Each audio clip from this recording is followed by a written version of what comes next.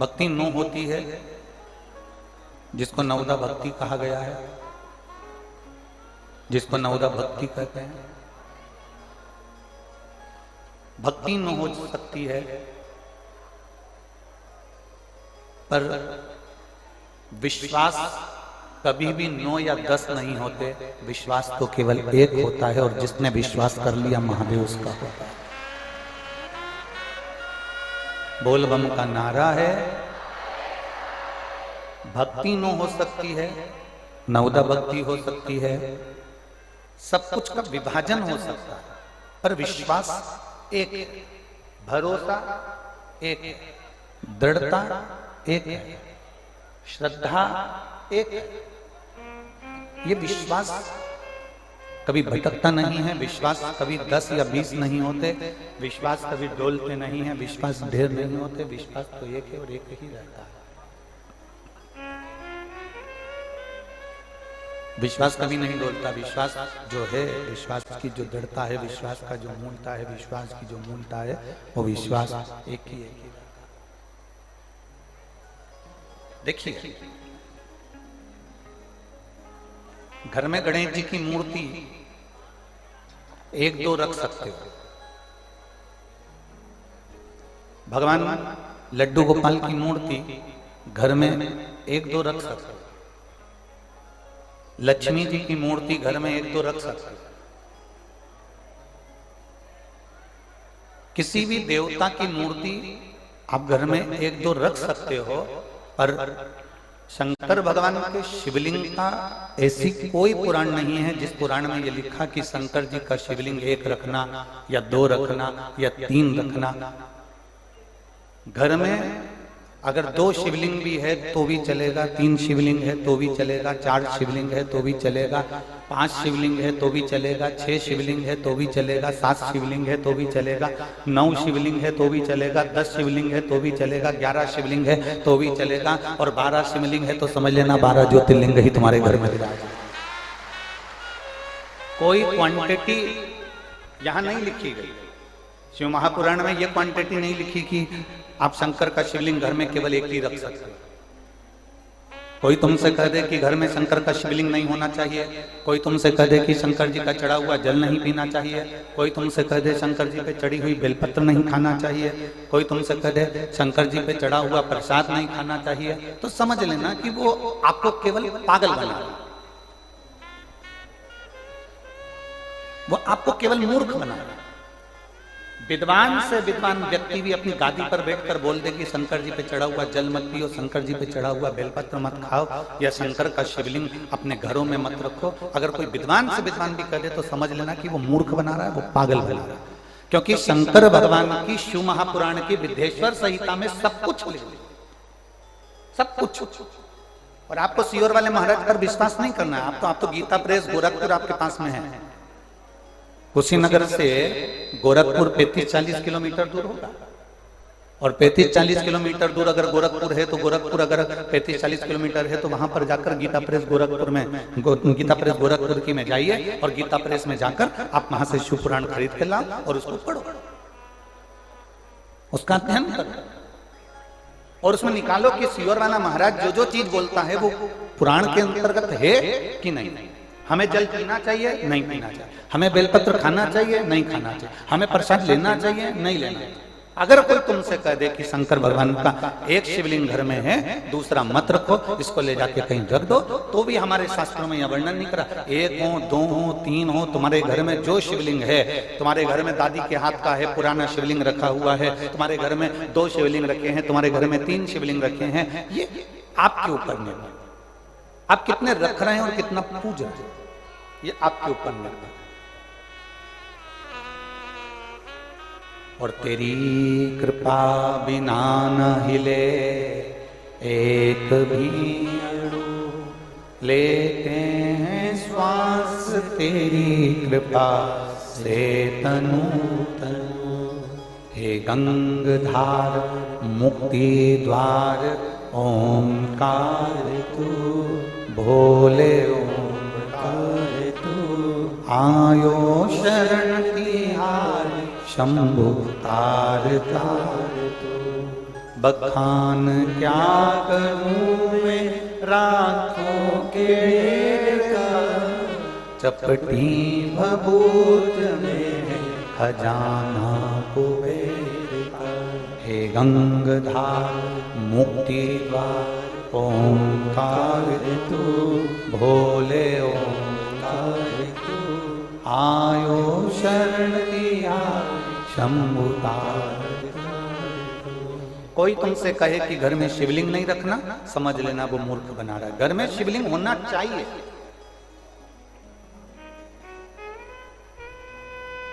जिस घर में भगवान शंकर का शिवलिंग नहीं होता, वहां का जल, भोजन, अग्नि शुद्ध नहीं हो पाता, शुद्धता का भाव नहीं दे पाता। और एक और बात अपने अंदर उतार के रख लो, जितने लोग टीवी चैनल के माध्यम से सुन रहे हैं और जितने लोग कुशीनगर की पवित्र भूमि पर सुन रहे हैं और जितने लोग पूरे देश और विदेश में इस आस्था चैनल से और फेसबुक यूट्यूब से कथा सुन रहे हैं, बहुत ध्यान देना। सारे देवताओं की प्राण प्रतिष्ठा करना पड़ती है। राम जी की प्राण प्रतिष्ठा करना पड़ेगी, भगवान कृष्ण की प्राण प्रतिष्ठा करना पड़ेगी, देवी जी की प्राण प्रतिष्ठा करना पड़ेगी। कोई देवता हैं, शनि महाराज हैं, कोई देव हैं, इनकी प्राण प्रतिष्ठा करना पड़ेगी। पर केवल एक देव अधिदेव महादेव नर्मदेश्वर महादेव कैसे होते हैं जिनकी प्राण प्रतिष्ठा की भी जरूरत नहीं पड़ती, स्वयं भू प्रतिष्ठा। एक नर्मदेश्वर महादेव ऐसे हैं जो स्वयंभू प्रतिष्ठित हैं, उनको लाए रखा, समझ लो प्रतिष्ठा हो। एक नर्मदेश्वर महादेव ऐसे हैं जिनको प्रतिष्ठा की जरूरत नहीं पड़ती। राम जी की प्रतिष्ठा करना पड़ेगी, भगवान कृष्ण की प्रतिष्ठा करना पड़ेगी, देवी देवता की प्रतिष्ठा करना पड़ेगी, सारे देवताओं की प्रतिष्ठा करना पड़ेगी। पर देवाधिदेव महादेव नर्मदेश्वर महादेव कैसे हैं जिनकी प्रतिष्ठा की जरूरत भी नहीं, जिनकी प्रतिष्ठा की हमको जरूरत भी नहीं है। आप लाए रख दिया, आप लाए उसको विराजमान कर दिया, आप लाए भगवान शंकर को घर में लाकर पूजन कर करो पूजन। आप लोगों में से सीहोर कौन कौन गया है? कुबेरेश्वर धाम हाथ उठाओ जरा, बहुत सारे गए हो, रखो रखो। अब आप में से कंकर शंकर कौन कौन लेके आया? ठीक है, रखो। कभी सीहोर का यदि कंकर शंकर आपके पास में है, जहां आप पूजन कर कर कंकर शंकर को वहां से लेकर आते हो, वहां का यदि एक कंकर भी आपके पास में है तो उस कंकर को वहां से लेकर आने के बाद में आप 1 महीना 2 महीना 3 महीना 4 महीना जब पूजन करते हो, पूजन करने के बाद आप अपनी कामना कर कर कंकर शंकर लेकर आते हो और पूजन करते हो। और पूजन करते करते आपको जब 2-3 महीना पूर्ण हो जाते हैं तो उस कंकर को आप अगर ध्यान से देखेंगे तो उसमें एक बार शंकर का प्रतिबिंब का दर्शन जरूर होता है। कुबेरेश्वर धाम का कंकर कंकर शंकर है, उसके एक एक कंकर में शंकर का दीदार होता ही है। आप उसकी पूजन करते हैं, स्नान कराते हैं। कई लोग कहते हैं हमारा कंकर बीच में से टूट गया, कोई के 2 टुकड़े हो गए, कोई के 4 टुकड़े हो गए, कोई के 6 टुकड़े हो गए। उसमें टेंशन वाला विषय नहीं है। यहां तक हमने शिव महापुराण की कथा में पहले कहा है कि मंदिर का शिवलिंग के भी टुकड़े हो जाते हैं तो ये मत समझना कि वो शिवलिंग खंडित है, वो अखंड है। शिवलिंग कभी खंडित नहीं होता, शिवलिंग शिवलिंग है।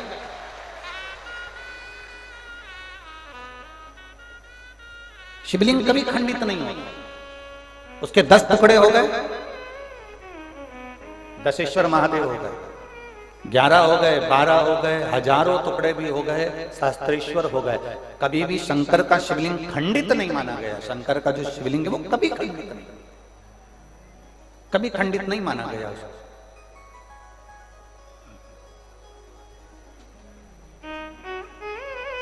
शंकर भगवान के शिवलिंग को कभी खंडित नहीं माना गया। आपके घर में जो शिवलिंग विराजमान है उसकी आप पूजन कर।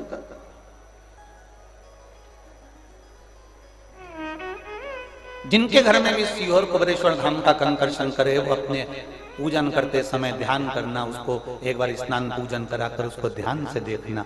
ध्यान से भी नहीं देख पाओ तो अपने मोबाइल में उसका स्क्रीनशॉट बड़ा कर देखना, उसमें आपको देवाधिदेव महादेव की एक झलक तो आपको नजर आएगी।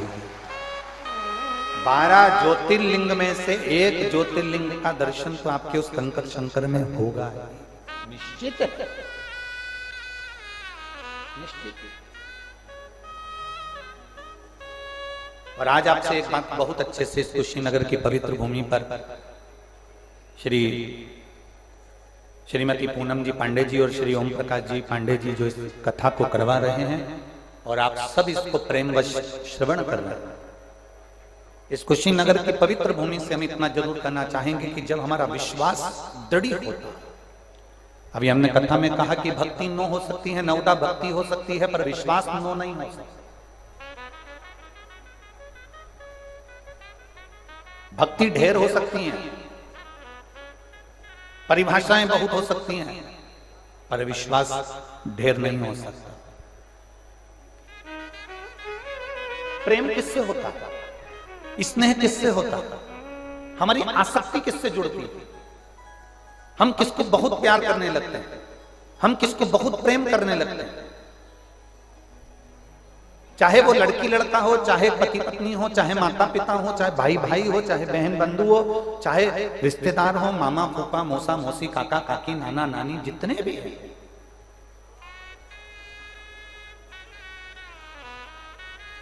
हमारा प्रेम किसके प्रति होता है, हमारा प्यार किसके प्रति होता है, हमारा स्नेह किसके प्रति होता है? जो हमारी परवाह करता है। पत्नी पति की परवाह करती है तो पति का प्रेम पत्नी के प्रति बढ़ता जाता है, बढ़ता जाता है। माँ परवाह करती है तो बच्चों का प्रेम माँ के प्रति, बोलो जम के, बढ़ता जाता है। भाई प्रेम करता है तो भाई का प्रेम भाई के प्रति बढ़ता जाता है। बहन प्रेम करती है, परवाह करती है, परवाह मतलब उसके लिए सोचती है। पत्नी अगर पति के लिए सोच रही है, पत्नी अगर पति की परवाह कर रही है तो उसका प्रेम बढ़ेगा। पति पत्नी के लिए परवाह कर रहा है, उसके प्रति समर्पण भाव रख रहा है तो उसमें प्रेम बढ़ेगा। भाई भाई की परवाह कर रहा है तो उसका प्रेम बढ़ेगा। बहन भाई की परवाह कर रही है तो उसका प्रेम बढ़ेगा। आपके लिए जो सोचता है, आपकी परवाह जो करता है, आपके लिए विचार जो करता है, आपके लिए बहुत ऊंचे विचार रखता है, आपके लिए बहुत उच्च सोचता है, जो आपके लिए परवाह करता है, उसके प्रति आपका प्रेम बढ़ता है। पत्नी परवाह करेगी तो पति का प्रेम बढ़ेगा, पति परवाह करेगा तो पत्नी का प्रेम बढ़ेगा। भाई भाई के प्रति परवाह करेगा कि इसके लिए सोचना है मुझे, इसके लिए बहुत कुछ करना है मुझे, तो प्रेम बढ़ेगा। देवरानी जेठानी की परवाह करेगी तो उन दोनों का प्रेम बढ़ेगा। उसी तरह जैसे पत्नी पति के लिए परवाह करती है, सोचती है, तो पति का प्रेम बढ़ता है। भाई भाई के लिए सोचता है, परवाह करता है तो उसका प्रेम बढ़ता है। सास बहू की परवाह करे, बहू सास की परवाह करे तो उनका प्रेम बढ़ता है। मेरी सास ने चाय पी कि नहीं पी, उसने भोजन करा कि नहीं करा, मेरी सास बैठी होगी, लो मैं चोटी कर आती हूँ, कोई बात नहीं, बुजुर्ग हो गए हैं, उनके हाथ से नहीं बनता, मैं चली जाती हूँ। तुम जितनी परवाह करोगे उससे प्रेम बढ़ेगा। आप जितना जितना उसके लिए सोचोगे उससे प्रेम बढ़ेगा। उसी तरह परवाह करने से प्रेम बढ़ता है। आज लोग कहते हैं कि सारी दुनिया शंकर भगवान को एक लोटा जल चढ़ा रही है, शिव जी के मंदिर जा रही है, लोग शंकर जी का गुणगान कर रहे हैं। पहले तो इतनी पुराने होती थी, लोग कभी नहीं गए, पर अब लोग शंकर जी के मंदिर जाने लगे। उसका क्या कारण है? उसका एक कारण है, आप शंकर जी की परवाह करने लगे तो शंकर जी आपसे प्रेम करने लगे और आपको लुटाने लगे। आप शिव मंदिर में सफाई करने लगे, आप शंकर जी के मंदिर में झाड़ू लगाने लगे, आप शिव जी के मंदिर में बुआरी काटने लगे।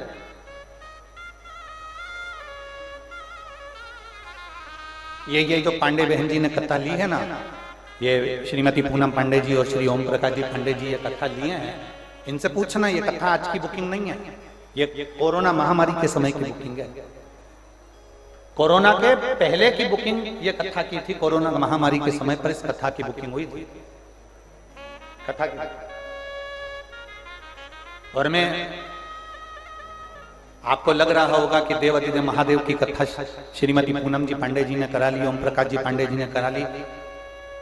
इनसे पूछना, इनके मोहल्ले वालों से पूछना, इनके रिश्तेदारों से पूछना, वो बता देंगे आपको। ये महिला, ये माता एक ऐसी माता है जो हर 3 महीने में कुबेरेश्वर धाम पर जाकर झाड़ू और बुआरी लगा कर आता है।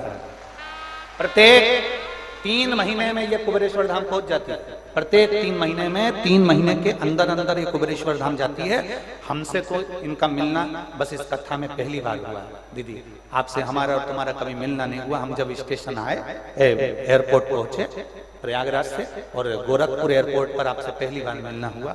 हम आपको नहीं पहचानते, पर हमें मालूम पड़ा कि आप लगातार हर 3 महीने में कुबेरेश्वर धाम जाते हो, वहां सेवा करते हो, बुआरी लगा लेते हो, कोई कचरा पड़ा होता है उसको उठाकर कहीं कोने में पटक कर आते हो। आपने बाबा के धाम की इतनी सेवा करी, उस कंकर शंकर की भूमि की, इसीलिए तो देवादिदेव महादेव कृपा करने के लिए यहाँ पर। ये शिव की उदारता। मैं इस बहन के लिए कहूंगा, कथा चालू होने वाली थी और इस बहन ने कई लोगों से कहा कि देखो बहुत भीड़ आती है, बहुत, इतना भंडारे का खर्चा उठाना हमारे बस की बात नहीं है, बहुत भीड़ आती है, बहुत भीड़ आती है, इतना इतना खर्चा उठाना हमारे बस की बात नहीं है। लाखों जनता था, तो लोगों ने हंसने लगे, इतनी लाख पब्लिक आएगी, इतना बड़ा बड़ा टेंट लगा दिया, कोई इतनी भीड़ आएगी, और इतने लोगों को कौन खाना खिलाएगा, और कोई आ रहे हैं खाना खाने वाले, इतना भोजन करने वाले, भंडारा करने वाले। इसने कईयों से कहा। आखिरी में बाबा देवादिदेव महादेव के फिर कुबेरेश्वर धाम चली गई और वहां से कंकर उठाकर चावल चढ़ाकर वहां से लेकर आ गई। और आज भी वो भंडार गृह में उसने वो कंकर और चावल रख रखा है, और ऐसा भंडारा भरा है, ऐसा भंडारा भरा है कि और पीछे के 15 दिन भी अगर लोग भोजन करें तो भंडारा खाली नहीं है। उसका नाम कुबेर भंडारी है। हम उसको कुबेरेश्वर महादेव कहते हैं, पर उसका नाम कुबेर भंडारी है। कोई निर्धन से निर्धन व्यक्ति भी अगर एक बार कुबेरेश्वर महादेव की कंकर शंकर की धरा पर बैठकर शिव महापुराण की कथा सुन लेता है, कोई उस पवित्र भूमि पर बैठकर झोली पसार कर 108 बार श्री शिवाय नमस्तुभ्यम का जाप कर लेता है, वो कंकर शंकर की धरा पर बैठकर कंकर की पूजन कर लेता है, और कंकर की पूजन कर कर उससे अपने दिल की बात कहकर बाबा को झोली पसार कर प्रणाम कर कर जल चढ़ा कर आ जाता है। 3 महीने वो बैग ना खोले, 3 महीने में उसी बैग को लेकर वापस धाम पहुंच जाता। 3 महीने वो बैग ना खोले, जो बैग लेकर वो कुबेरेश्वर धाम गया है उसी बैग को लेकर आएगा। वो बैग खोलने की जरूरत नहीं पड़ेगी, 3 महीने के अंदर बाबा उसको बुला ही लेगा। उसके मनोरथ पूर्ण करता ही है, उसके कार्य पूर्ण करता ही है। वो साधारण नहीं, वो कुबेर भंडारी की भूमि कुबेरेश्वर महादेव है, वो साधारण नहीं है, सहज नहीं है। वो कुबेरेश्वर बाबा के लोग पूछते हैं, गुरु जी ये 12 ज्योतिर्लिंग के मध्य में है। हमने कहा आप पूरा जो खड़े होइए, जिस कुबेरेश्वर धाम पर आप खड़े होंगे वहां से आंकड़ा लगाइए, पूरे 12 ज्योतिर्लिंग के मध्य में विराज। वहां शिवलिंग की स्थापना, वहां का कंकर शंकर है। वो भूमि कुछ ऐसी है जहां का कंकर ही शंकर है, और जिस शंकर को आप पूजन में जल चढ़ा के आते हो वहां वो कंकर के रूप में विराजमान। उसकी कोई आकृति नहीं है, उसका कोई शिवलिंग की आकृति नहीं है, वो कंकर की आकृति। आप जिसकी परवाह करोगे वो आपसे प्रेम करेगा, जिसकी आपने परवाह करी उसने आपसे प्रेम करा, और प्रेम करने वाला कभी भी आपको खाली नहीं देता। एक सरल भाषा में समझ लो, एक लड़की ने लड़के की परवाह करी। क्यों? तुमने खाना खाया कि नहीं खाया? क्यों? आज तुम कॉलेज नहीं आए? परवाह करी। क्यों? तुम्हारी गाड़ी पंचर हो गई क्या? मैं तुम्हें लेने आ जाऊं? लड़की लड़के की परवाह कर रही। जब लड़की ने लड़के की परवाह करी, उससे कहा तुम कॉलेज नहीं आए, तुमने खाना नहीं खाया, आज कहाँ चले गए थे? तुम व्हाट्सएप पे दिखे नहीं, तुम इंस्टाग्राम पर दिखे नहीं, तुम फेसबुक पर दिखे नहीं, तुम कहाँ चले गए थे? उसने कहा मुझको ये तकलीफ हो गई थी, मुझे ये परेशानी आ गई थी, मेरे घर में ये टेंशन आ गया था। उस लड़की ने उसको कहा चिंता मत करो, बाबा पर छोड़ो, चिंता मत करो, जो होगा देखा जाएंगे। उस लड़की ने लड़के की परवाह करी तो लड़के का प्रेम उस लड़की के प्रति जागृत हो गया, प्रेम जागृत हुआ। अब लड़की ने कहा कि मेरा बैलेंस खत्म हो गया है, तो लड़का कहता है ला मैं तेरे मोबाइल में बैलेंस डलवा देता हूँ। उसी तरह आप शंकर के मंदिर जाओगे, झाड़ू लगाओगे, पोछा लगाओगे, उसकी परवाह करोगे, उसके मंदिर में 1 लोटा जल चढ़ाओगे, उसको पूछोगे, उसको प्रणाम करोगे, उसकी परवाह करोगे। कितना कचरा हो गया, लाओ में साफ कर देती हूँ। कितना गंदगी हो गई, लाओ में साफ कर देती हूँ। उसके मंदिर में दिया उठा कर रख दिया, दीप प्रज्वलन कर दिया, उसके मंदिर में तुमने बेलपत्र से श्रृंगार कर दिया, पुष्पों से श्रृंगार कर दिया। जब तुम उसकी परवाह करने लगोगे तो उसको तुमसे प्रेम हो जाएगा, प्रेम हो जाएगा तो तुम्हारा बैलेंस डल जाएगा पक्का। और खाली ना जाता कोई दर से तुम्हारे, खाली न जाता कोई दर से तुम्हारे मैं भी खड़ी हूँ नंगी बाहें फसाए अपने से लगा लो लगा लो गिरा जा रहा हूँ उठा लो उठा आप परवाह करिए, वो प्रेम करेगा, प्रेम करेगा, देगा। एक पत्र है, देखिए।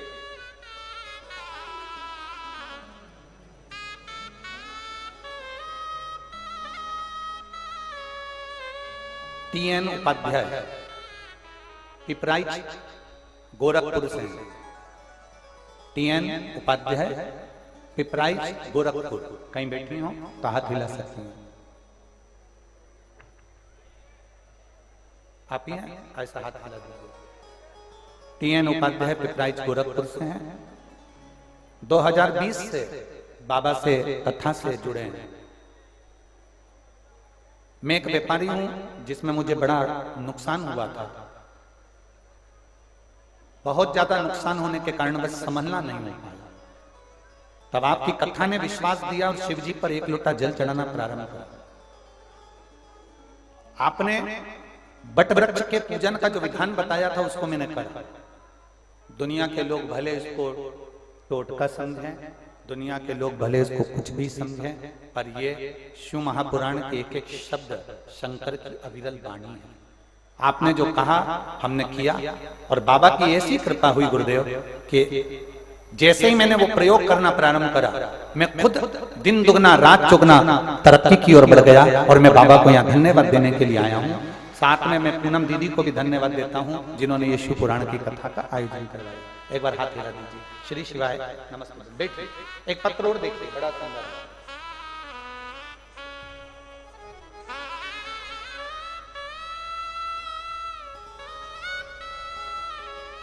राधिका देवी, पति का नाम पारस, मध्य सिसवा बाजार, जनपद महाराजगंज।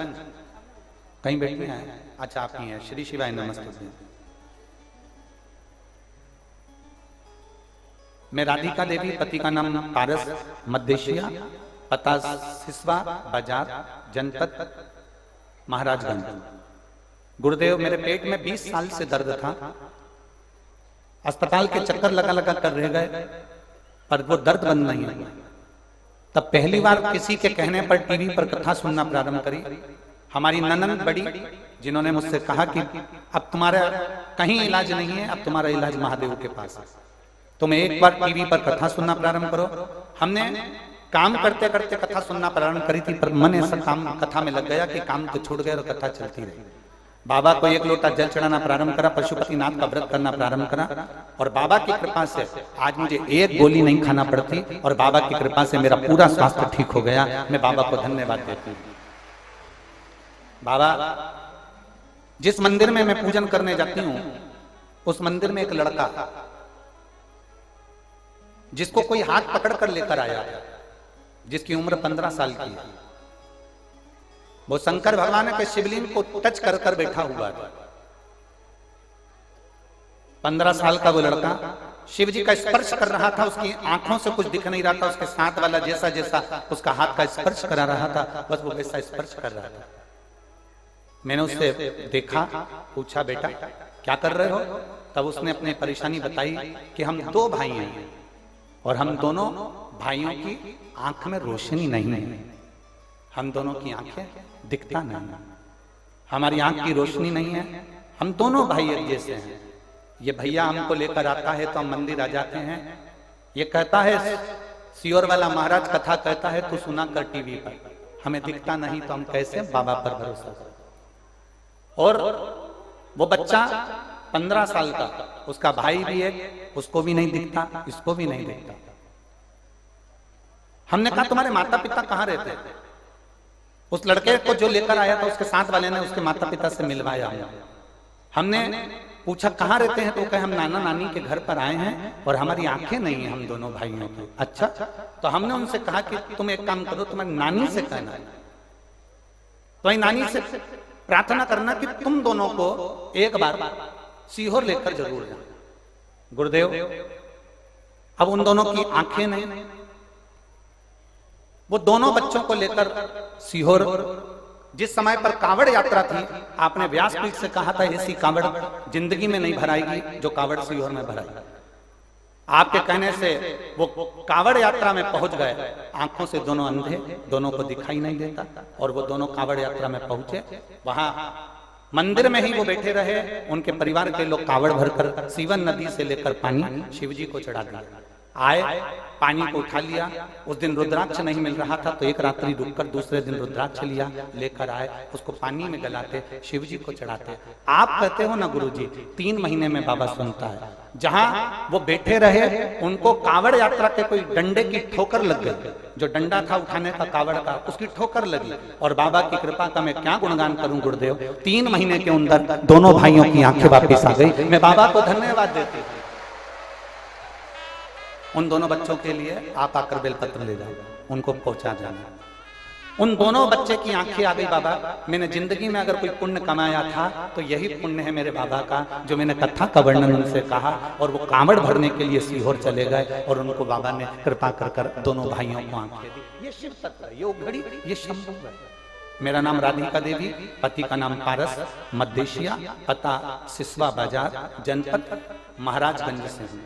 शिव तत्व इसी को कहते। शंकर खुद नहीं आते, शिव खुद नहीं आए, शंकर किसी के माध्यम से आपको प्रेरणा दे देंगे, किसी के माध्यम। और मेरी जीजियों जितनी यहाँ बैठी हुई हैं, जितने मेरे भाई आस्था चैनल पर कथा सुन रहे हैं, मेरी जीजियां, मेरी बेटियां, मेरे बेटे जितनी कथा सुन रहे हैं, सबसे निवेदन करेंगे, जिसको तुम दुख की घड़ी में देखो उसको एक बार जरूर कहना कि तू हार न मती, महादेव के पास जरूर जा।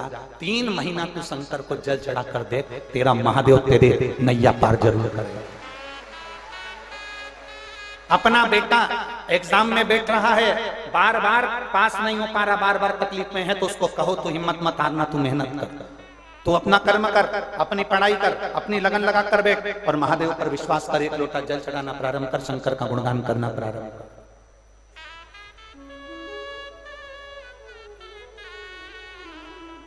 महाराज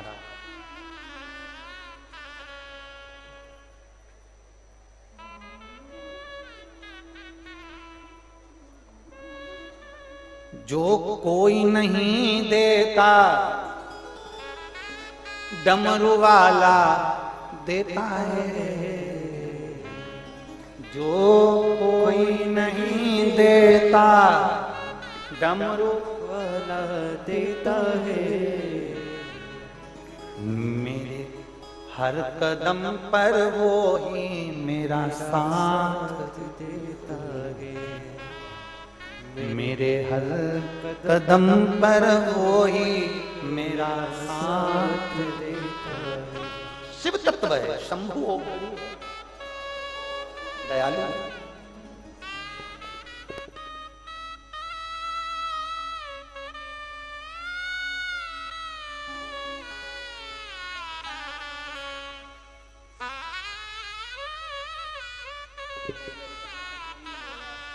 अब आंख से दिखने लगा ना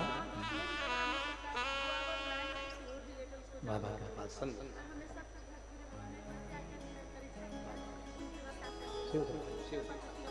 बाबा शिव कृपा, शंभु हो दयाल। वो दीदी कह रही है उन दोनों बच्चों का कोई नहीं, आंखें नहीं थी, पर बाबा ने 3 महीने के अंदर नेत्र दे दिए। ये सबसे बड़ी कृपा। वो अपनी नानी के घर रहता, अपने नाना नानी। शिव तत्व है। मानो तो मैं गंगा मां हूं और ना मानो तो बहता पानी हूं। आप मानोगे तो शिव पुराण वो अमर कथा है, शिव पुराण वो अमृत है जिसको पी गए तो समझ लो कि एक आनंद की जिंदगी, एक अलमस्त की जिंदगी, एक सुंदर सत्यम और शिवम की जिंदगी जी। शिव तत्व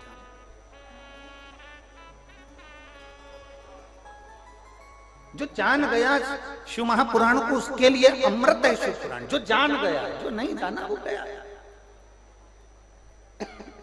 जो नहीं जाने वो गए। कितने लोग हैं कुशीनगर में? कुशीनगर में क्या लोगों की कमी है? भक्तों की कमी है? ढेर पड़े। मेरे बाबा के दरवाजे पर, मेरे बाबा की कथा में, मेरे शंभू की कथा में, ओगरदानी की कथा में वही पहुंच पाता है जिसको मेरा बाबा खींच कर उसकी झोली भरने वाला होता है, तो समझ लो बुला लिया। शिव महापुराण की कथा में अगर आप पहुंचे हो तो समझ लेना कि आप भी उस गिनती में हो।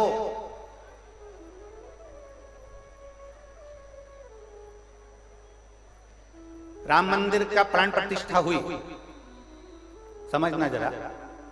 राम मंदिर की प्राण प्रतिष्ठा हुई, उसमें जिन जिन को पत्रिका दी गई, जिन जिन को बुलाया गया, वो सब भाग्यशाली थे कि नहीं थे? जम के बोलो जरा, थे ना? कहीं पूर्व के कोई पुण्य करे होंगे, किस्मत प्रबल होगी जो पत्रिका आई और राम जी की प्राण प्रतिष्ठा का दर्शन किया। अपने आप को कितना भाग्यशाली समझ रहे थे कि बाबा ने, राम जी ने, राघव जी ने कृपा करी, सरयू मैया ने कृपा करी, हनुमंत लाल हनुमानगढ़ी वालों ने कृपा कर दी, कनक बिहारी ने कृपा कर दी, जो हमको बुला लिया। ये कृपा थी, ये अपने आप के भाग्य की सराहना। जैसे राम मंदिर की प्राण प्रतिष्ठा में बैठे हुए सारे संत साधु ब्राह्मण गुरुजन, जितने भी कलाकार गीतिकार, जो सलाहकार जो भी होंगे, वो सब अपने आप की भाग्य की सराहना कर रहे थे कि हम कितने किस्मत वाले हैं कि हमें पत्रिका आई, हमें बाबा ने, राम जी ने बुलाया। उसी तरह जितने लोग शिव महापुराण की कथा चाहे आस्था चैनल पर सुने, चाहे फेसबुक पर सुने, चाहे यूट्यूब पर सुने, चाहे पंडाल में सुने, आप रोज भोलेनाथ जी को धन्यवाद दिया करो कि आपने मुझे कथा सुनवाई, आपने मुझे भाग्यशाली बनाया। आप भाग्यशाली हैं जो शंकर के मंदिर तक आए। हम कुबेरेश्वर धाम की पवित्र भूमि से भी लोगों से कहते हैं कि कुबेर बाबा की भूमि पर, कुबेरेश्वर धाम पर अगर कोई कथा सुनने के लिए आ रहा है, कोई रुद्राक्ष उत्सव में आ रहा है, तो ये समझ कर आए कि आप साधारण व्यक्ति नहीं हो, आप भाग्यशाली हो, आपकी किस्मत बड़ी प्रबल है, जो बाबा ने अपनी लिस्ट में तुम्हारा नाम लिखा है और तुम्हें बुलाया, खींचकर तुम्हारी झोली भर रहा, तुम पर कृपा करना। बोल बम का नारा है, सारी समस्या का हल। आप उसको बुला रहे हैं, वो आपने उसको बुलाया। एक पत्र है, देखिए,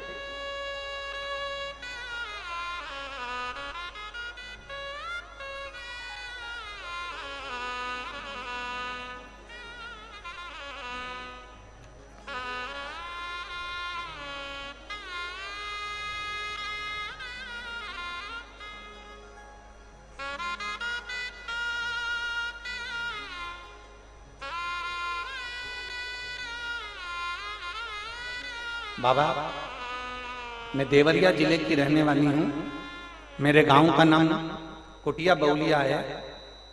इस समय मैं गोरखपुर में रहती हूँ। कहीं बैठी हैं जिन्होंने पत्र भेजा है, इसमें उनका नाम नहीं है, बस ये लिखा है मैं बाबा मैं देवरिया जिले की रहने वाली हूँ, मेरे गांव का नाम कुटिया बौलिया है, इस समय मैं गोरखपुर में रहती हूँ। कहीं बैठी हूँ तो हाथ हिला सकते हैं। जिन्होंने पत्र भेजा श्री शिवाय नमस्तुभ्यम लिखा है, शाहपुर गोरखपुर पता लिखा है। कहीं बैठी हूँ तो हाथ हिला सकते हैं। जहां कहीं बैठी हूँ हाथ हिला सकते हैं। मैं क्या गुणगान गाऊं गुरुदेव, मुझे सांस लेने में दिक्कत होती थी। कहीं बैठी हैं क्या? कहीं बैठी हो तो हाथ हिला सकती। मुझे सांस लेने में दिक्कत होती थी। मैंने अल्ट्रासाउंड कराने पर मालूम पड़ा कि बाएं तरफ मेरे को 5 पथरी दिखाई थी। 5 पथरी दिखाई दी, मुझे 5 स्टोन हो गए और पथरी हो गई। बहन के द्वारा बताए जाने पर मैंने शिवालय में जल चढ़ाना प्रारंभ करा। शंकर जी को 1 लोटा जल चढ़ाती, आचमन करती, बेलपत्र खाती। पर बाबा मेरे दुख कम नहीं हुए, मेरा एक दुख और बढ़ गया। मैंने बाबा के मंदिर जाना तो चालू करा, जल चढ़ाना प्रारंभ करा, बेलपत्र खाना चालू करी, पर मेरा एक दुख और बढ़ा था। जब मेरा दूसरी बार अल्ट्रासाउंड हुआ, उस अल्ट्रासाउंड में मालूम पड़ा कि मेरे यूट्रस में एक गांठ हो गई है। यूट्रस में गांठ हो गई है। डॉक्टर ने कहा इसका ऑपरेशन करना जरूरी है और इसका ऑपरेशन करना पड़ा। हम बड़े दुखी हुए। पहले तो 5 पथरी थी और ऊपर से यूट्रस में गठान हो गई। अब करें तो करें। तब मेरे पड़ोस में एक आंटी रहती हैं, उन्होंने मुझे कहा कि तू चिंता मत कर, मेरे पास सीहोर का रुद्राक्ष रखा है, इस रुद्राक्ष को ले, तांबे के कलश में गला, इसका पानी शिव जी को चढ़ा, कुंदकेश्वर महादेव के नाम से इसका पानी पीना प्रारंभ करा।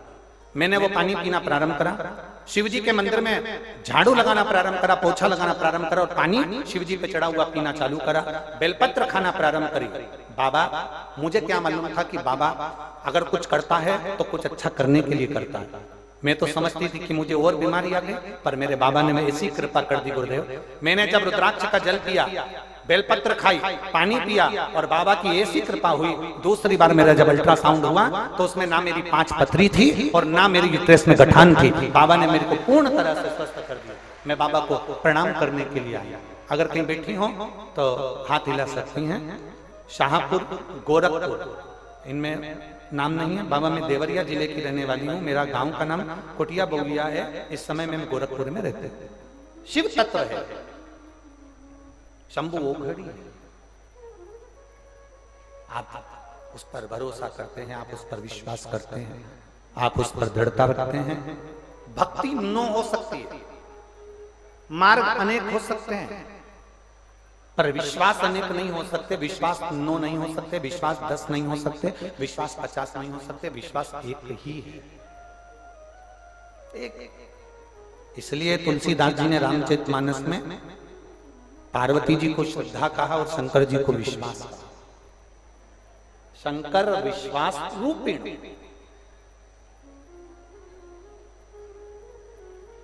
तुलसीदास बाबा ने शंकर जी को विश्वास की गणना दी है, क्योंकि विश्वास हमारे भीतर जब तक नहीं होगा तब तक शिव नहीं।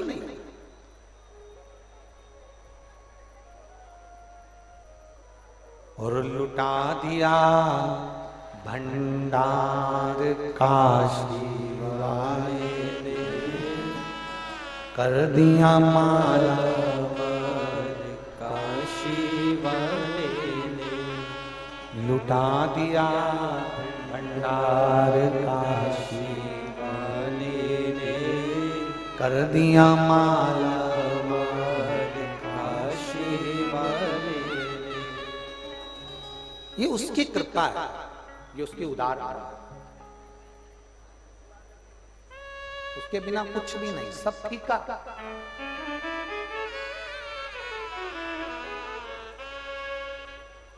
एक बार पार्वती जी ने भगवान शंकर को महाकाल वन उज्जैन में मां छिपरा के तट पर माता पार्वती जी ने शिव जी को रोका।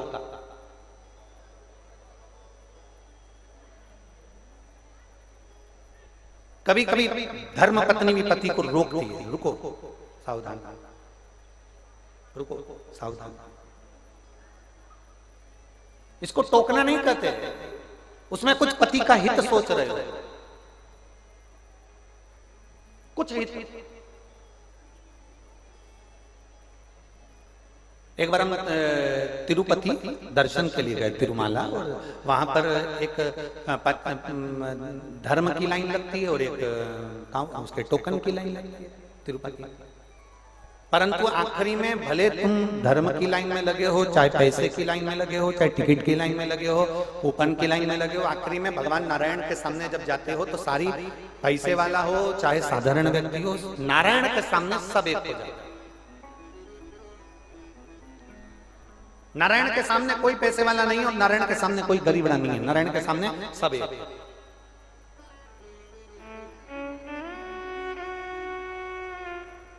नारायण के सामने सब एक। नारायण के सामने कोई पैसे वाला नहीं, नारायण के सामने कोई गरीब नहीं, नारायण के सामने सब एक। कोई बड़ा नहीं, कोई छोटा नहीं, सबकी समता नारायण के सामने। पैसे वालों की भी लाइन लगी थी और धर्म के धक्के खाने वालों की भी लाइन लगी, धर्म के। आखिरी में नारायण के सामने सब पहुंच गए, सारे के सारे नारायण के सामने पहुंच गए। हमने देखा कि एक पत्नी दर्शन करते करते अपने पति का हाथ खींच के पीछे कर दिया। एक पत्नी ने पति का हाथ पकड़ा, पीछे कर दिया। अब जितने लोग वहां खड़े थे सब हंसने लगे कि बताओ, पति का हाथ पकड़कर खींच के पीछे कर दिया। थोड़ी देर बाद पति फिर आगे बढ़ा तो पत्नी ने फिर हाथ पकड़ के पीछे कर दिया।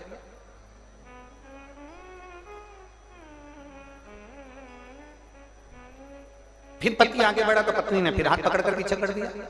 हम लाइन में लगे हुए थे, दर्शन कर रहे थे, तो हमने देखा सब हंस रहे थे उस पत्नी पर, उस पति पर कि पति का हाथ पकड़कर पीछे कर दिया, हाथ पकड़कर पीछे कर दिया। तब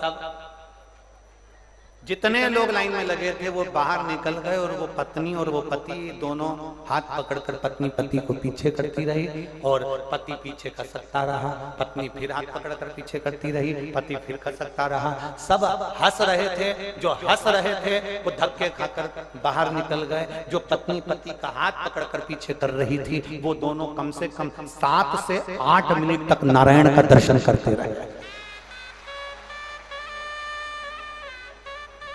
लोगों को लग रहा था कि ये इसको पति को हाथ पकड़ के पीछे कर दिया, लोगों को लगा कि पति को ऐसा कर दिया, पर पत्नी पति का हित सोच रही थी। हम इतनी दूर से आए हैं, नारायण के सामने पहुंचे हैं, 1 सेकंड भी दर्शन ना मिले तो क्या मतलब का। इसलिए वो अपने पति को सही से दर्शन करा रही थी, तो हाथ पकड़कर पीछे करती जा रही थी। उसकी सोच अच्छी थी, उसके विचार अच्छे थे, पर दुनिया के विचार ठीक नहीं।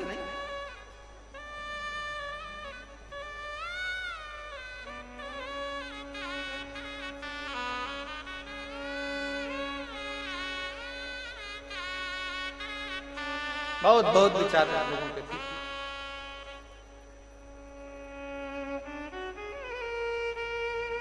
कई लोग बहुत बहुत होशियार होते हैं, पूनम जी, कई लोग बहुत होशियार होते हैं। इतना बड़ा झोला लाते हैं, उसमें पन्नी लाते हैं, पन्नी में बेलपत्र लाते हैं, माला लाते हैं, साल लाते हैं, झोला लेके पास में खड़े होते हैं, फिर धीरे धीरे साल निकालते हैं, फिर माला निकालते हैं, फिर बेलपत्री निकालते हैं, फिर बाबा को चढ़ाते हैं। क्यों? उतनी देर कैमरे में भी तो आते हैं। और कई ऐसे होते हैं, आए प्रणाम करा, बाबा को नमन करा, एक झलक पोथी का दर्शन। अब वो बैग में रह गई, वो पन्नी में रह गई, वो साल में रह गई, वो माला में रह गई। उतनी देर वो माला ढूंढ रही थी, उतनी देर आई थी और 1 सेकंड के लिए इस पोथी का दीदार करके स्पर्श कर कर चली जाती तो वैसे ही माला माला। अब वो उसमें रह गई, दिक्कत तो वही है ना। अब कहते हैं गुरुजी तुम व्यासपीठ पे पैसा चढ़ाने का मना करते, क्यों? उतनी देर तुम पर्स खोलोगे, पैसा निकालोगे, जेब में हाथ डालोगे। और शिव महापुराण की कथा कहती है भगवान के मंदिर में भी जाना, भगवान के सामने भी जाना, तो उसको नीचा मत दिखाना। ये मत सोचना कि भगवान कुछ लेने के लिए बैठा है, भोलेनाथ तो 24 घंटे लुटाने के लिए बैठा है। तुम लूट लो जितना चाहिए, तुम पालो जितना चाहिए। इतनी देर तुमने बेग खोला, इतनी देर तुमने पन्नी निकाली, माला निकाली, साल निकाला, उतनी देर ना जी भर के देखा। क्या बोलते हो? ना जी भर के देखा, ना कोई बात की, बड़ी आरज़ू थी मुलाकात। इतनी दूर से आए थे, मौका भी मिल गया। पूनम जी ने ऊपर भी चढ़ा दिया तुम्हें मंच पे। कितने किस्मत वाले हो, सोचो कितने भाग्यशाली। मंच पे भी चढ़ा दिया, उसके बाद भी भाटा पड़े हो तो कोई करे। वो झोला माला, उतनी देर में तो यहाँ आती, झोली पसारती, झोली भरती और चली जाती। बाबा वैसे ही दे देता झोला। यहाँ तो एक झलक पाना है, एक झलक के लिए। अरे पूनम दीदी तुम्हारे यहाँ की कथा में लोग लिख के भेजे हैं, पत्र नीचे रखा है, अब हम ढूंढेंगे तो बहुत टाइम लग जाए। कल का पत्र आपने किसी भी कथा में जितने पत्र पढ़े सबको आपने बेलपत्र दी, और बाकी की पीछे की जितनी कथा हुई इसमें पत्र पढ़े पर सबको बेलपत्र नहीं दी, सबको मैं बिठा देते थे पत्र पढ़कर। तो कुशीनगर में तुमने ऐसा क्यों करा? हमारा तुम्हारा झगड़ा। अब ये अरे कितनी पवित्र भूमि है जहां गौतम बुद्ध भी अपनी ज्योति को ज्योति में मिला रहे होते हैं। वो भूमि साधारण है।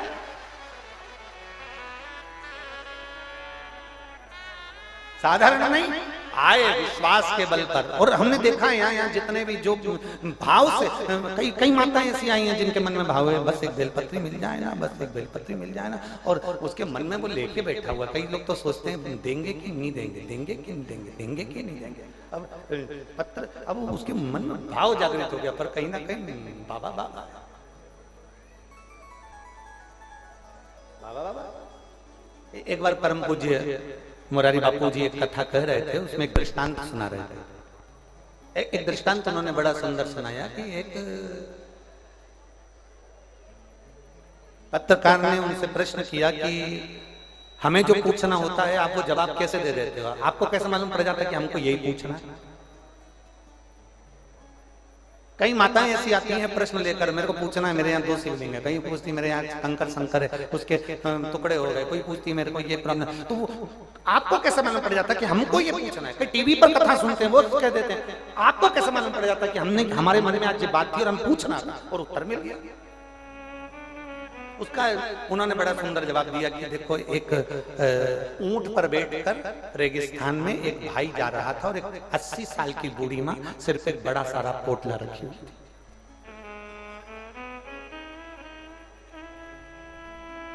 परम पूज्य मोरारी बापू का बड़ा सुंदर ये दृष्टांत उन्होंने कहा।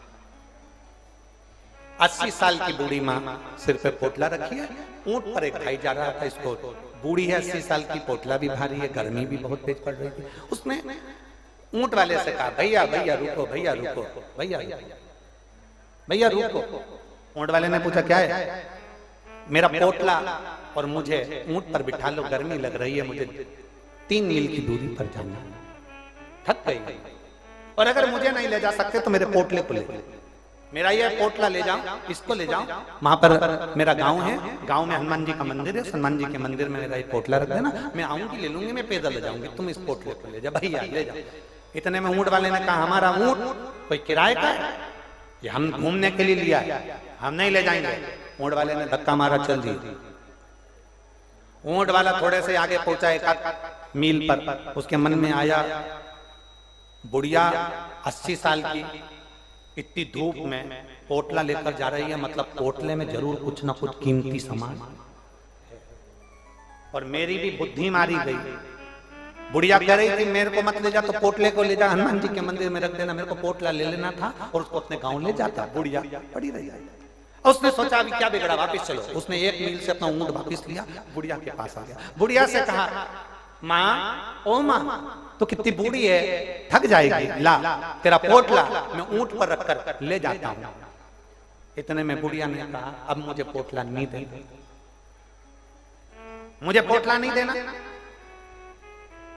क्यों नहीं देना? नहीं देना। अरे तो मैं ले जा, नहीं देना ना, तेरे को पोटला नहीं देना, तो क्यों नहीं देना? उसने कहा क्यों नहीं देना? तो बुढ़िया ने कहा, तू आधे रास्ते पहुंच गया था, तुझे किसी ने कहा कि वापिस जा, लेकर आ, पोटला घर ले जाना। जिसने तुझे कहा था उसी ने मुझे पहले ही आकर बता दिया था, देना मत, चोटा है, चोटा है, देना मत इसको। दिल बोल जाता है, दिल बोल। कभी कभी आप प्रश्न कर कर बैठते हो और कथा के मध्य में आपने जो सोचा था दिन भर से 2 दिन से सोच रही थी, वो प्रश्न का उत्तर मिल जाता है। कभी समझ लेना, उस शंभू का निवास अगर तुम्हारे दिल में है तो शंभू का निवास कथा करने वाले की वाणी और दिल में भी है, तो आपके दिल की बात समझ जाए। वक्ता और श्रोता का भाव क्या है? वक्ता और श्रोता का आनंद क्या है? वक्ता और श्रोता का मतलब क्या है? वक्ता और श्रोता का मतलब है, वक्ता कथा वही करता है जो श्रोता सुनना चाहता है। श्रोता के दिल में जो उमंग उत्पन्न होती है, श्रोता के दिल में जो उत्साह उमंग उत्पन्न होती है, श्रोता के दिल में जो बात उत्पन्न होती है, श्रोता के दिल में जो प्रश्न उत्तर होता है, उत्पन्न होता है, वही वक्ता उस व्यासपीठ से कहना चाहता है। शंकर भगवान का हाथ पकड़कर पार्वती जी ने रोक दिया, प्रभु रुको, मां छिपरा का तट, महाकाल वन, शिव जी को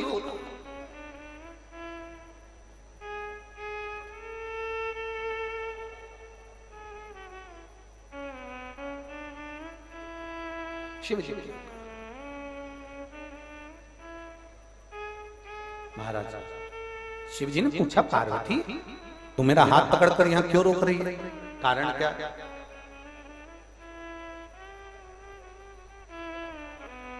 क्या कारण? पार्वती जी ने पूछा, ये छिपरा के पवित्र तट पर महाकाल राजा आज आपसे ये महाकाली पूछ रही है, आप संसार के किन लोगों को अपना वैभव देना जानते हो? थोड़ा समझिए। पढ़ाई की डिग्री खूब ले, कितनी भी पढ़ाई कर लो, कितनी भी पढ़ाई कर लो, कितनी भी डिग्रियां ले लो,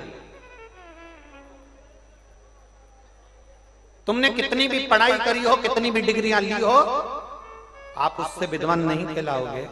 आपकी विद्वत्ता वो है जब आप किसी पीड़ित की पीड़ा को पढ़ पाओगे, किसी के दुख को समझ पाओगे, तो समझना कि आपने पढ़ाई करी।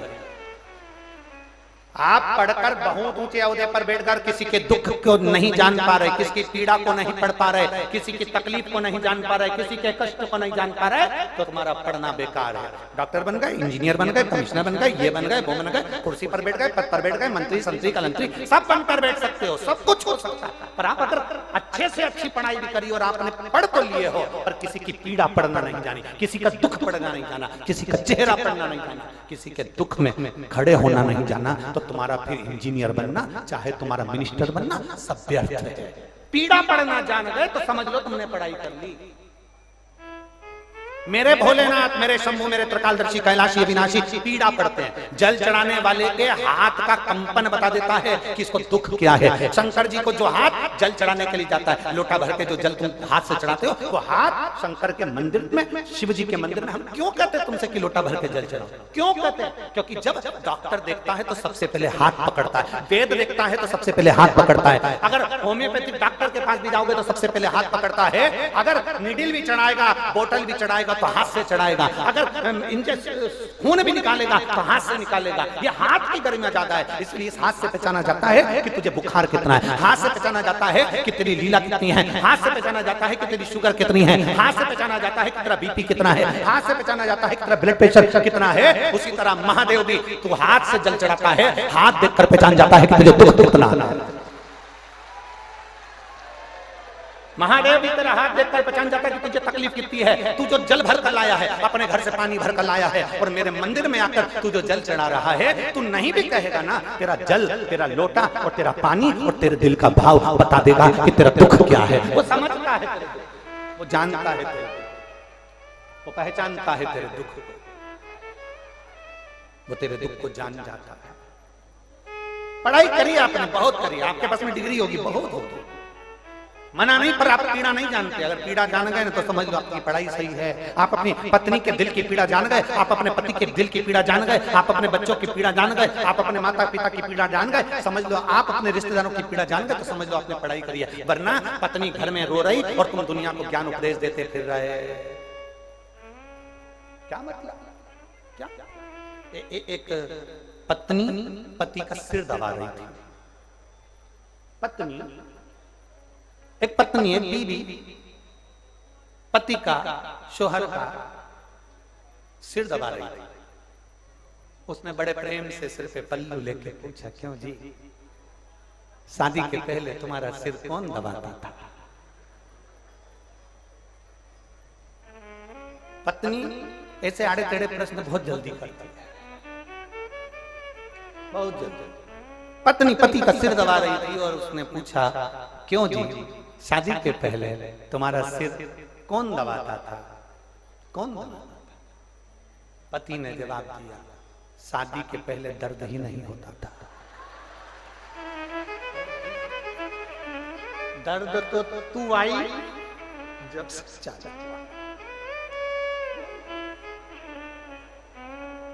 बस पीड़ा ही बोल बम का नारा है। दर्द होए तो दबाऊं ना, जब से जगदम्बा आई, चंद्र घंटा रोज घंटा बजा रहा, तब से सर तू ही दबा। दुखे दर्द हो तो बोला जाए ना, दर्द ही नहीं तो कौन दबाएगा?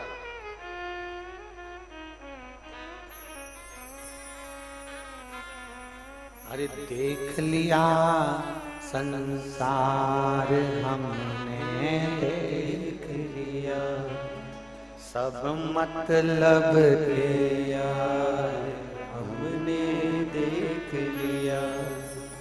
झूठा है संसार हमने देख लिया।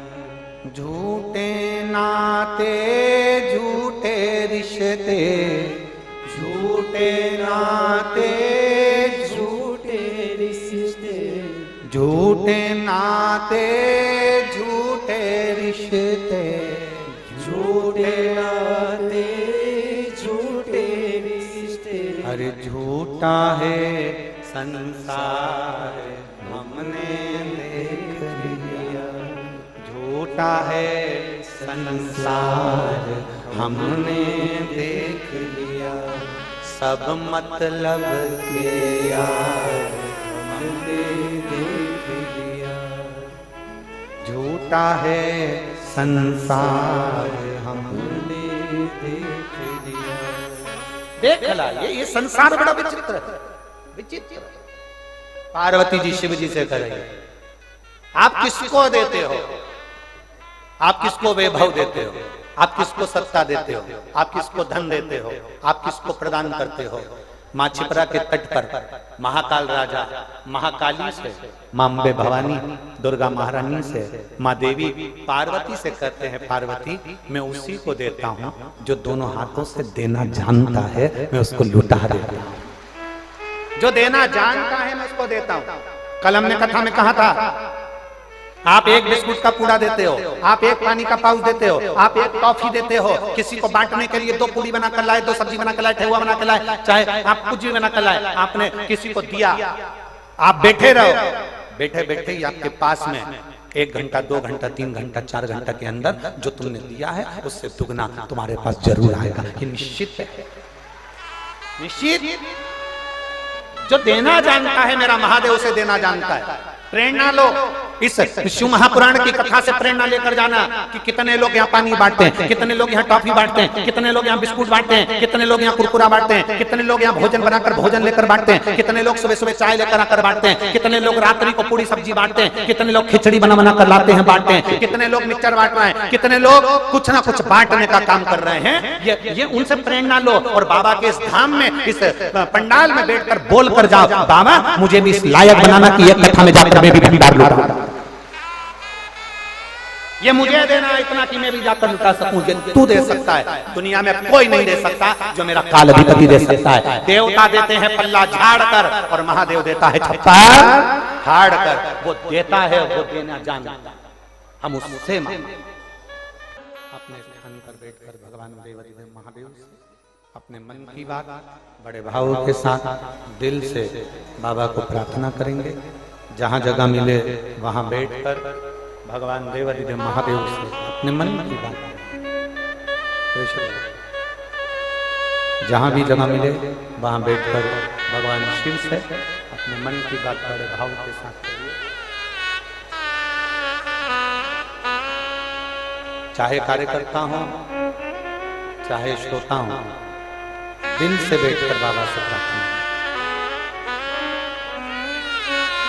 साथ में बोलिएगा, साथ में मंत्र का उच्चारण करिएगा।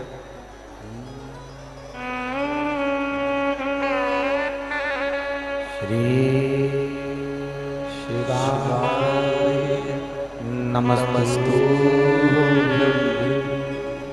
श्री शिवाय नमस्तु, श्री शिवाय नमस्तु,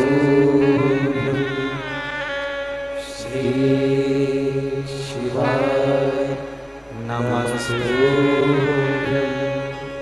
श्री शिवाय नमस्तु। भोला सब दुख काटो ओ भोला सब दुख काटो, शिव शंकर जपो तेरी माला, भोले बाबा जपो तेरी माला, भोला सब दुख काटो हमारा, ओ भोला सब दुख काटो हमारा।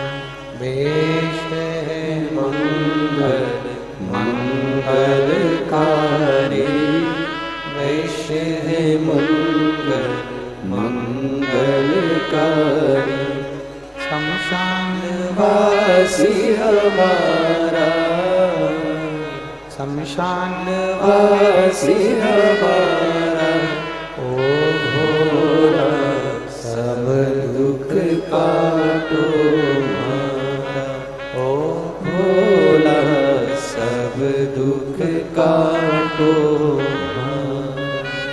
भगवान महादेव भगवान शिव की पवित्र कथा कर रहे हैं।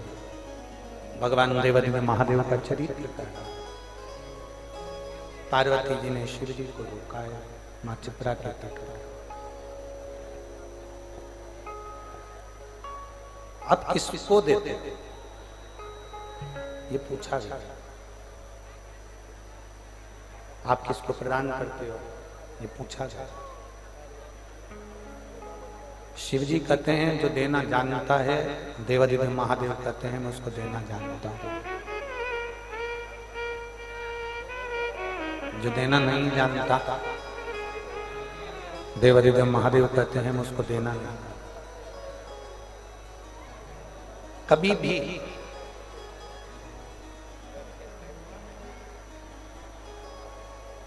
आप शंकर जी के मंदिर में जब भी दर्शन करने के लिए भगवान शिव के मंदिर में, भगवान देवादिदेव महादेव के मंदिर में आप जब भी शिव जी के मंदिर में जाएं, भगवान शंकर के मंदिर में जब भी आप पहुंचे,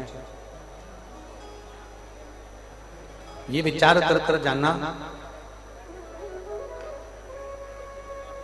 कि जो बाबा देगा वो कम नहीं देगा। आपने सोचा कुछ है, आपने सोचा कि मुझको ये 5 लाख रुपए की जरूरत है, मुझे 2 लाख रुपए की जरूरत है, बाबा मुझे 2 लाख, मुझे 5 लाख दे दे। नहीं, आप ये मानकर जाइए कि बाबा जो देगा वो कम ना दे। जो बाबा देगा उसमें कोई कमी नहीं रहेगी। भरोसे को दृढ़ बनाइए।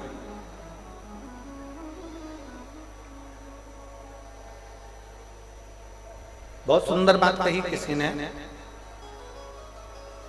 जब ज्यादा ठंड लगती है तो हम गर्म कपड़े को ओढ़ लेते हैं, कम्बल को ओढ़ लेते हैं, रजाई को ओढ़ लेते हैं, शॉल ओढ़ लेते हैं, कोई चादर ओढ़ लेते हैं, कोई रजाई, कोई तकिया, कोई आदि आदि चीजें जो ओढ़ने की होती है उससे जरकीन वगैरह सब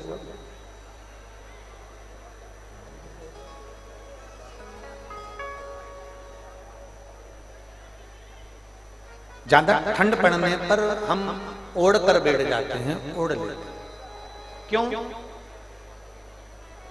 अगर मान लो ज्यादा ठंड पड़ी और हमने ओढ़ा नहीं तो हमारा शरीर पूरा की पूरा कल्ला पड़ जाए, अकड़ जाए।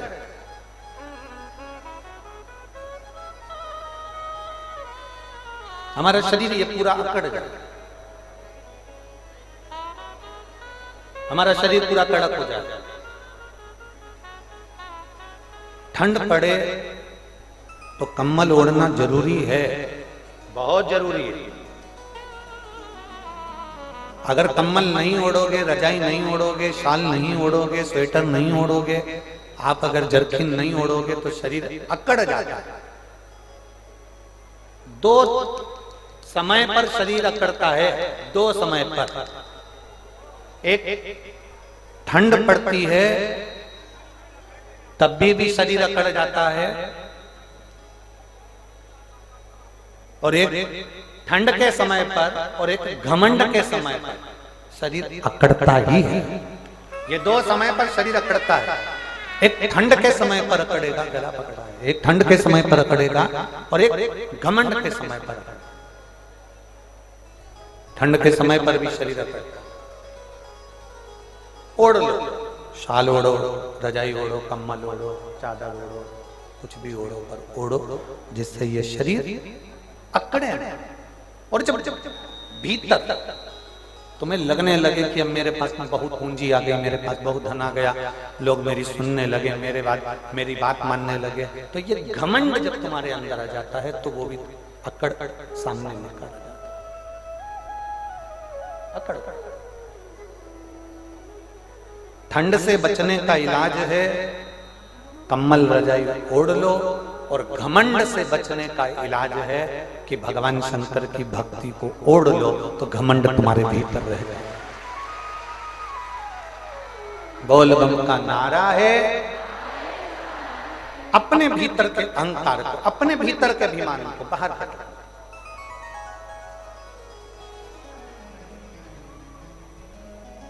अच्छा एक बात तुमसे पूछे जीजियों, कुशीनगर की जीजियों और जीजाओं, बेटियों और बेटाओं, सब ईमानदारी से बताना, तुम्हारे घर में नल लगे हैं पानी के?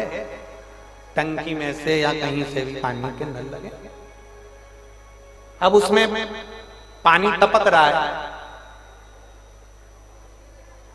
तो घर में तुम पानी टपक रहा है, रसोई घर के नल में पानी टपक रहा है, बाथरूम के नल में पानी टपक रहा है, शौचालय के नल में पानी टपक रहा है, हॉल के नल में पानी टपक रहा है, बाथ बेसिन के नल में पानी टपक रहा है, बाथरूम के नल में पानी टपक रहा है, तो आपने घर के लोगों से कहा इसमें पानी टपक रहा है,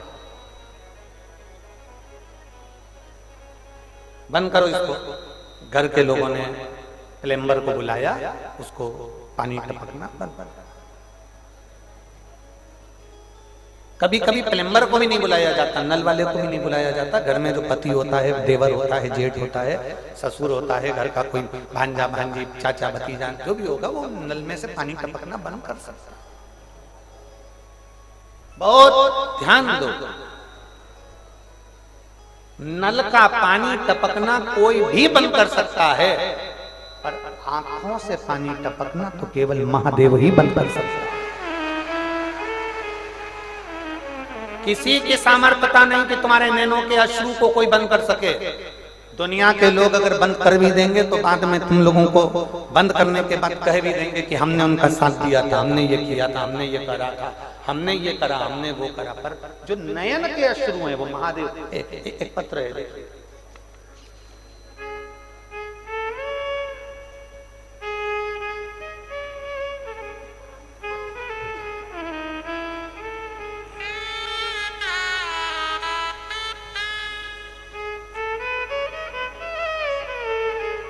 पूनम सैनी, पत्नी श्री सुनील सैनी, पड़रोना कुशीनगर की निवासी। पड़रोना कुशीनगर, कहीं बैठे हैं तो हाथ हिला सकते हैं। पूनम सैनी, पत्नी श्री सुनील सैनी, पड़रोना कुशीनगर के निवासी। कहीं बैठे हैं, ऐसा हाथ हिला दो। श्री शिवाय नमस्ते। आ जाओ, एक बेलपत्र। मैं कुशीनगर के निवासी हूँ गुरुदेव। पूनम दीदी को धन्यवाद देती हूँ जिन्होंने ये शिव महापुराण की कथा कराकर हमारा जीवन को कृतार्थ करा। एक लोटे जल का मैं क्या वर्णन करूं गुरुदेव। मेरे गले में गठान हो गई थी, 1 साल पूरा निकल गया, गठान ठीक नहीं हुई। 2 साल पूरा निकल गया, गठान ठीक नहीं हुई। दवा ले लेके थक गए, पर गले की गठान बढ़ती जा रही थी, पर ठीक नहीं हो रही। अब करें तो करें क्या, गठान बढ़ती जाए और ठीक ना हो। डॉक्टर ने आखिरी में इसका ऑपरेशन का कह दिया, और ऑपरेशन करने के बाद डॉक्टर ने कहा कि इसको जांच के लिए भेजा जाएगा, तब मालूम पड़ेगा कि ये गठान है कैसे। तभी मेरी ननन टीवी पर शिव महापुराण की कथा सुनती है, उसने 1 लोटे जल और 1 बेलपत्र का वर्णन किया।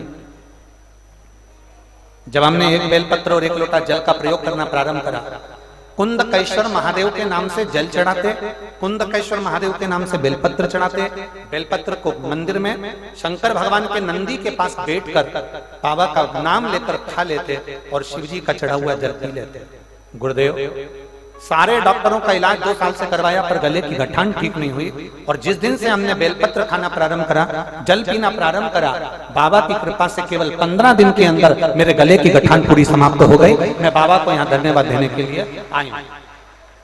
यहाँ की कमेटी को और हमारी पूनम दीदी को मैं वापिस धन्यवाद देती हूँ, जिन्होंने इतना सुंदर आयोजन कराकर हमारे कुशीनगर वालों को आज भाग्यशाली बना दिया, किस्मत वाला बना दिया। ये शिव तत्व औघड़ी है। सुनो कथा, स्मरण करो कथा, रस तत्व अपने भीतर उतारिए। अपने भीतर रस तत्व को उतारने का प्रयास करो। अपने भीतर भगवान शंकर की अविरल भक्ति को उतारने का प्रयास करो। एक पत्र और है,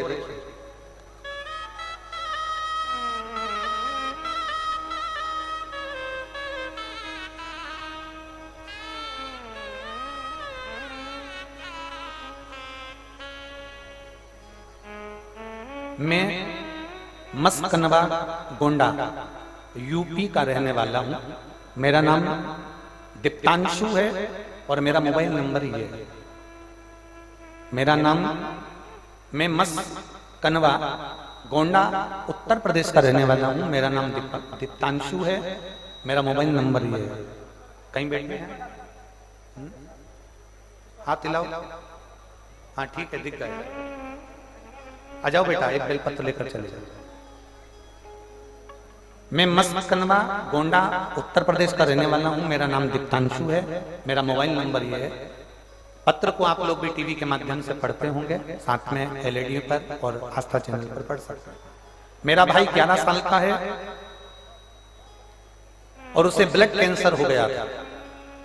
हाँ, आ जाओ।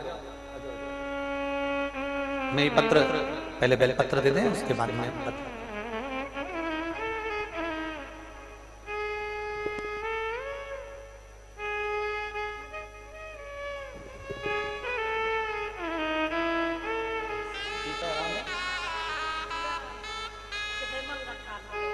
अच्छा ठीक है ना आपको? बस ठीक है।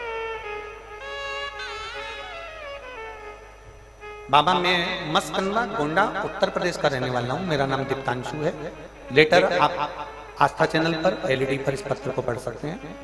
मेरा नाम दीप्तांशु है, मेरा मोबाइल नंबर ये है। बाबा, मेरा भाई 11 साल का है और उसे ब्लड कैंसर हो गया था। 11 साल का बच्चा और उसे ब्लड कैंसर हो जाना बहुत विचित्र बीमारी।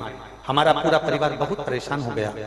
लेकिन बाबा, मैं क्या वर्णन करूं? सारी दवाइयां खाना, दवाइयों के ऊपर जीना, पर 11 साल का बच्चा कैसे ब्लड कैंसर को झेल सके? पड़ोस में रहने वाले राधेश्याम अंकल, मैं उनको धन्यवाद देता हूं गुरुदेव। मेरी जब तक जिंदगी है, मैं राधेश्याम अंकल का जीवन भर एहसान नहीं भूलूंगा। मेरे राधेश्याम अंकल जो हमारे पड़ोस में रहते हैं गुरुदेव, उन्होंने मुझसे कहा कि तुम्हारे छोटे भाई जो 11 साल का है उसको ब्लड कैंसर हो गया, तुम इलाज करवाओ, मना नहीं। पर सीहोर वाला महाराज कथा कहता है। वो केवल सीहोर वाला महाराज कथा नहीं कहता, शंकर भगवान जो प्रेरणा देते हैं वो बोलता है, आप उसको सुनना। मैंने राधेश्याम अंकल के कहने पर कथा सुनना तो चालू करी, पर मेरी आंख से आंसू बंद नहीं होते। मेरा भाई 11 साल का, उसको ब्लड कैंसर और शरीर एकदम शिथिल होता गया। आपने उस कथा में कहा कि जो सीहोर के रुद्राक्ष का पानी पीता है, सीहोर का रुद्राक्ष लाओ, तांबे के कलश में गलाओ, उसका पानी शिव जी को चढ़ाओ, कुंदकेश्वर महादेव के नाम से उसको पियो, उससे आराम लगता है। अब मैं करूं कैसे कि मेरे पास में इतना धन भी नहीं कि मैं सीहोर जाऊं, रुद्राक्ष लाऊं। राधेश्याम अंकल का मैं धन्यवाद देता हूं जो सीहोर गए थे, वहां से 2 दिन रुके तो 2 दिन रुद्राक्ष लेकर आए गुरुदेव। 2 दिन रुद्राक्ष लेकर आए और गुरुदेव वो रुद्राक्ष लेकर आए और वो रुद्राक्ष उन्होंने मुझे दिया। मैंने तांबे के कलश में उसको गलाकर शिव जी को जल चढ़ाना प्रारंभ करा और मेरे भाई को पिलाना प्रारंभ करा। मैंने अपने भाई के लिए पशुपति व्रत भी किया गुरुदेव। मेरे दोस्त मुझ पर हंसते थे कि तू मंदिर दिया लेकर जाता है, पर मेरा भाई 11 साल का गुरुदेव, उसके लिए मैं पशुपति व्रत भी करा। 22 जनवरी को मेरे भाई की 22 जनवरी के दिन एक जांच कराना थी, जो जांच ब्लड कैंसर की आखिरी जांच थी। और उस ब्लड कैंसर की जांच में ये मालूम पड़ना था कि ये व्यक्ति कितने समय जिएगा। जब मैंने 22 जनवरी की वापिस मेरे भाई की ब्लड कैंसर की जांच कराई तो डॉक्टर भी आश्चर्य में पड़ गया, उसके शरीर में कैंसर का एक अंश भी नहीं था।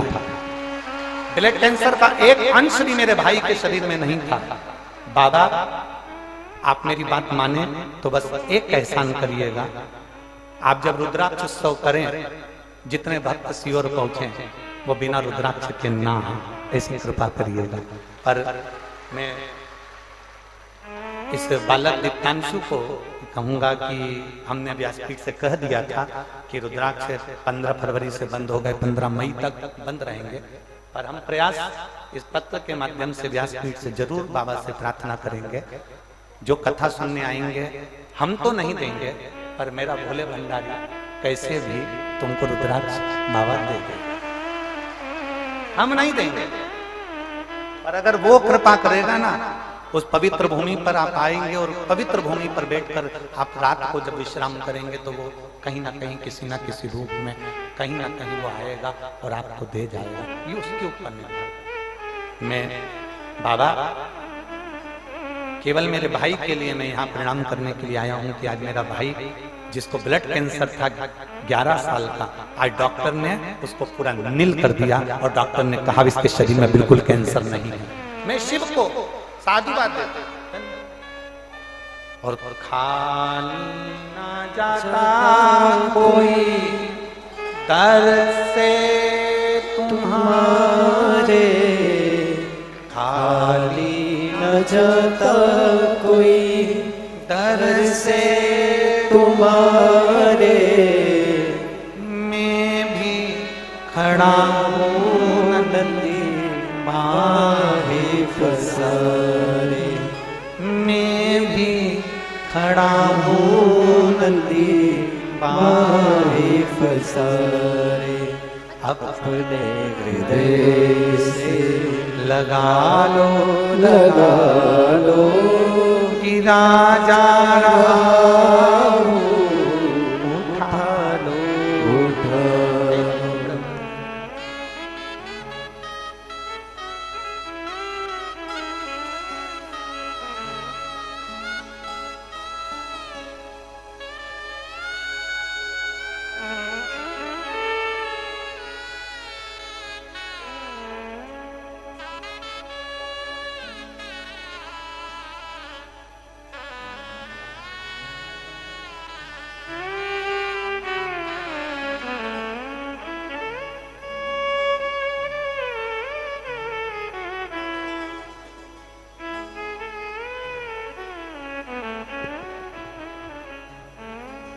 खाली ना जाता शिव तत्व को जाना। जो शंकर को जान गया वो जीवन में सब कुछ पा गया, सब कुछ।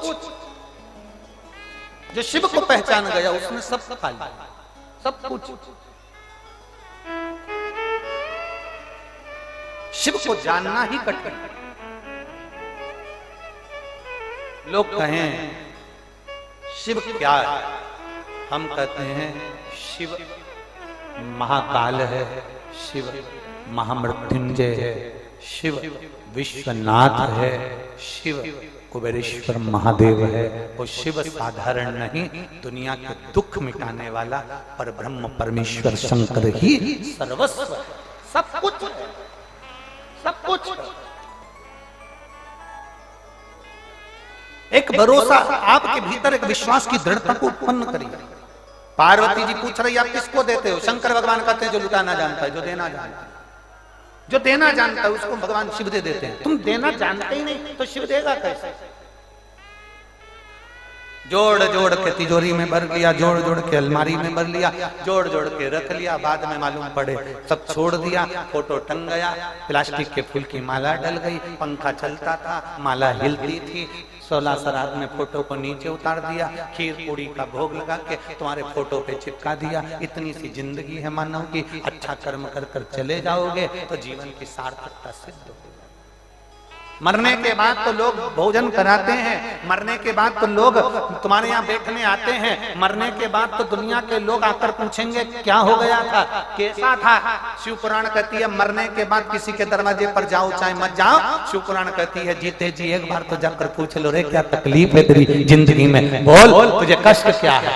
मरने के बाद गुलाब जामुन खाने से कोई लाभ नहीं है, मरने के बाद किसी को भोजन कराने से कोई लाभ नहीं है, मरने के बाद बैठ कर आने से कोई लाभ नहीं है, मरने के बाद रिश्तेदारों के घर में बैठने जाने से कोई फायदा नहीं। वो जिंदा है तब जाकर पूछो कि तेरी जिंदगी में क्या तकलीफ है, क्या दुख चल रहा है, तुझे क्या कष्ट है। ये शिव पुराण नहीं है, ये शिव पुराण इन पत्रों के माध्यम से व्यक्ति के दर्द को सुनना और व्यक्ति के दर्द को जानना ये महादेव ने प्रारंभ करा है। इसलिए लोगों का विश्वास शिव महापुराण के प्रति जागृत हुआ।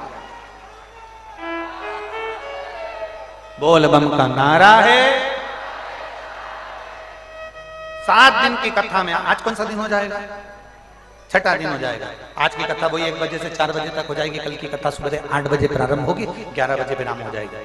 शिव महापुराण में उमाखंड में लिखा है जब मेहमान जाते हैं अपना पर्स खोलकर घर के बच्चों को कुछ दे जाते हैं। उमाखंड में वर्णन किया जब मेरा महादेव 7 दिन की शिव पुराण कर 7वें दिन जब जाता है तो आखिरी में ना जाने किस किस को क्या क्या देकर चले जाता है, ना जाने क्या क्या। इसलिए हमारे यहाँ कथा जिस दिन विराम होती है उसके 1 दिन पहले की जो रात्रि होती है हम उसको शिवरात्रि कहते हैं। महीने में तो एक शिवरात्रि आती है, 12 महीने में 12 शिवरात्रि आती है, पर जहां शिव महापुराण की कथा होती है उसका जो आखिरी दिन होता है उसके पहले की जो रात्रि, जैसे आज की जो रात्रि है उस रात्रि को यहाँ ढेरों लोग दूर दूर से आते हैं, बिस्तर बिछाते हैं, सो जाते हैं, सवेरे 8 बजे की कथा सुनते हैं, 11 बजे बाबा से झोली पसार कर प्रणाम कर कर बाबा सब दुख काटो महारा बोल कर विनय कर कर झोली पसार कर मिट्टी को अपने शरीर पर लगाकर मिट्टी को अपने साथ लेकर बाबा को प्रणाम कर कर चले जाते हैं। बाबा फिर इन पत्रों के माध्यम से ढेर लगाकर बोल देता है कि ले मेरे बाबा ने फिर भंडार लगा दिया। कल कथा सुबह 8 बजे से 11 बजे हो जाएगी, पर टीवी पर वही 1 बजे से 4 बजे तक आएगी। फिर 25 तारीख को सिरसा हरियाणा प्रारंभ हो जाएगी 2 बजे से 5 बजे तक तारा बाबा की कुटिया में। आस्था चैनल पर 2 बजे आ जाएगी।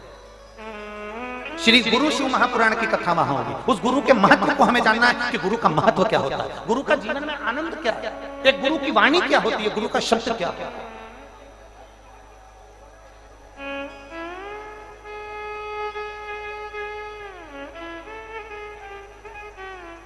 उसको पहचानो, उसको जानो।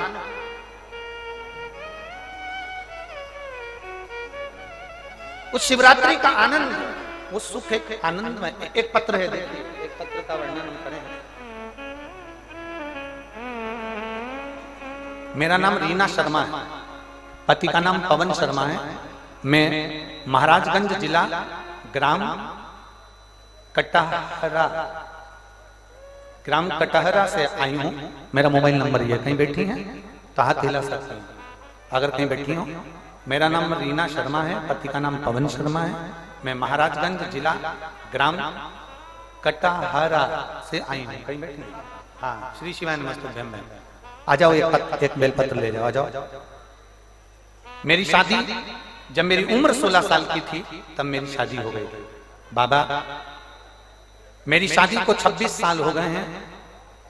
मेरे पति शराब में इतने लिप्त रहते थे कि दिन भर शराब का नशा करते थे। गुरुदेव, मेरी जिंदगी नरक जैसी थी। कई बार मैंने आत्महत्या करने का विचार किया, चली भी गई, पर बच्चे का मुख देखकर वापिस आ। पहली बार किसी रिश्तेदार ने अच्छा काम किया और मेरे मोबाइल पर उसने आपकी कथा भेजी। आपकी कथा की थोड़ी सी क्लिप भेजी। मैं आपको खोजती रही उस क्लिप में कि ये महाराज कौन सा है, कहां कथा करता है, कथा कैसे मिलेगी। मैं खोजती रही। आखिरी में मुझे आस्था चैनल पर आपकी कथा मिल गई। आप महाशिवरात्रि का वर्णन कर रहे थे सीहोर में, आप रुद्राक्ष उत्सव कर रहे थे। उस रुद्राक्ष उत्सव में मैंने अपने पति से कहा कि आज तक मुझे कहीं लेकर नहीं गए, एक बार मुझे रुद्राक्ष उत्सव में ले चलो। सीहोर की पवित्र धरा पर हम गए, बाबा के भरोसे हम वहां पहुंच गए। सारी दुनिया के पूरे मोहल्ले के लोग मुझे बेवड़े का घर कहते थे, पूरा शराबी शराब में डूबे रहते थे। गुरुदेव, सब गंदी नफरत करते थे, शराबी का घर बोलते थे। गुरुदेव, हम गए कुबेरेश्वर धाम पर। लोग कह रहे थे कि कुबेरेश्वर धाम पर ये हो गया, वो हो गया, गाड़ियां बंद हो गई, ट्रेन बंद हो गई, कुछ भी नहीं हुआ था। गुरुदेव, हम खुद सीहोर पहुंचे, वहां से हम ऑटो कर कुबेरेश्वर धाम गए। वहां बैठकर हमने 2 दिन कथा सुनी, बाबा को जल चढ़ाया, पूजन करी, कंकर शंकर पूजन कर एक कंकर लेकर आए। बाबा से प्रार्थना कर आए गुरुदेव कि बाबा इनकी शराब छोड़ा देना। आज पूरा साल होने जा रहा है गुरुदेव। जिस दिन हम बाबा के यहाँ छोड़कर आए उस दिन से आज तक मेरे पति ने शराब को हाथ नहीं लगाया और कोई भी गलत व्यसन मेरा पति नहीं कर रहा। मैं बाबा को धन्यवाद देने के लिए आई हूँ कि मेरी जिंदगी बाबा ने सुधार दी। ऐसी कृपा मेरे बाबा ने करी है गुरुदेव कि वो साधारण कृपा नहीं है। बाबा ने खूब धन दौलत से भी पूरा और मेरे पति को अच्छा भी कर दिया। अब हमारे घर को देखकर लोग कहते हैं किसी संत का घर है, किसी भगत का घर है। पहले कहते थे शराबी का घर है। गुरुदेव, जो बाबा के करीब आ जाता है ना, बाबा उसको छोड़ता नहीं है। और मैं तो बाबा की बेटी हूँ गुरुदेव, इसलिए बाबा ने मुझे स्वीकार करा है। मैं शिव को नमन करता हूं। ये शिव तत्व है, ये ओघड़ी है, ये शंभू है। उसको पहचाने हम, हमारे शंकर को हम जानने का प्रयास करते हैं।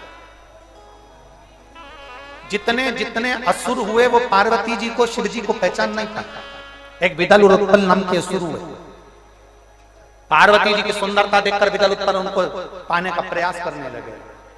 सुंदरता थी माता पार्वती जी की, सुंदरता है माता पार्वती जी की, और माता पार्वती सुंदर हैं, सुंदर है मां। पर एक बात अपने भीतर उतार कर रखना, गमले में गुलाब का फूल सुंदर है तो इसको तोड़ना नहीं है, बगीचे में गुलाब का फूल सुंदर लगा है उसको तोड़ना नहीं है। किसी की अगर सुंदरता है तो ये गलत विचार अपने भीतर नहीं लाना कि इसको मुझे पाना है। विदल उत्पन्न में गलत विचार अपने भीतर प्रकट कर, अपने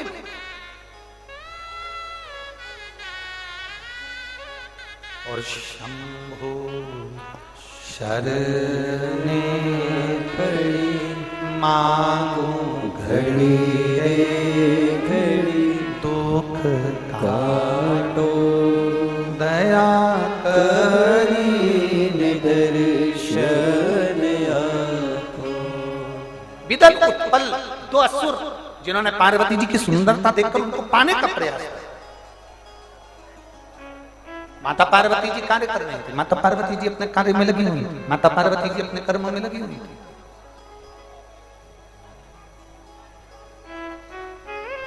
विदल ने उत्पल ने आवाज लगाई, और विदल उत्पल ने जब आवाज लगाई, विदल उत्पल ने जब आवाज लगाई, हे पार्वती शिव की अर्धांगिनी, हम तुझे अपना बनाना चाहते हैं। माता का क्रोध आ गया, और तेरे भक्त जनन पर माता वीर पड़ी है भारी दानव दल पर टूट पड़ो मां करके सिंह सवारी। मां को क्रोध आ, माता को क्रोध, मां जगतजननी को क्रोध आ।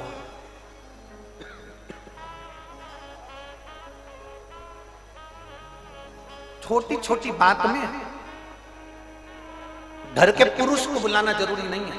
शिवपुराण कहते हैं, ए मेरी जीजियों, जितनी कॉलेज पढ़ने वाली बेटियां और जितनी स्कूल में पढ़ने वाली बेटियां, जितनी कॉलेज पढ़ने वाली बेटियां और जितनी स्कूल पढ़ने वाली बेटियां, किसी एरे गेरे नत्थु गेरे की बॉडी देखकर, गाड़ी देखकर, फैशन देखकर, सुंदरता देखकर किसी आड़े टेढ़े के चक्कर में मत फंसना मेरी जीजियों, मेरी बेटी। इतना स्मरण तुम्हारे भीतर पर।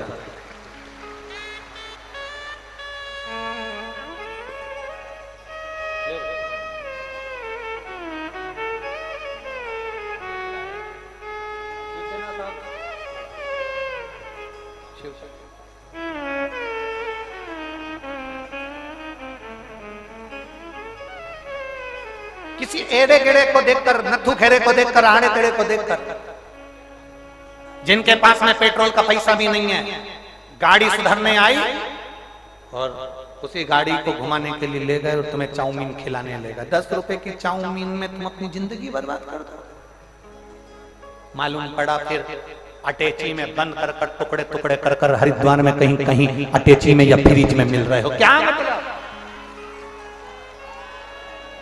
मेरा बेटियों से निवेदन है, जरा सी बात के लिए घर के पुरुष नहीं, घर के पिता नहीं, घर का भाई नहीं, घर का पति नहीं, जरा सी बात है कोई तुम्हारी ऊपर निगाह उठाकर देख ले तो तुम में आदि तो पार्वती है और तुम में आदि शक्ति शंकर की है, साधारण नहीं।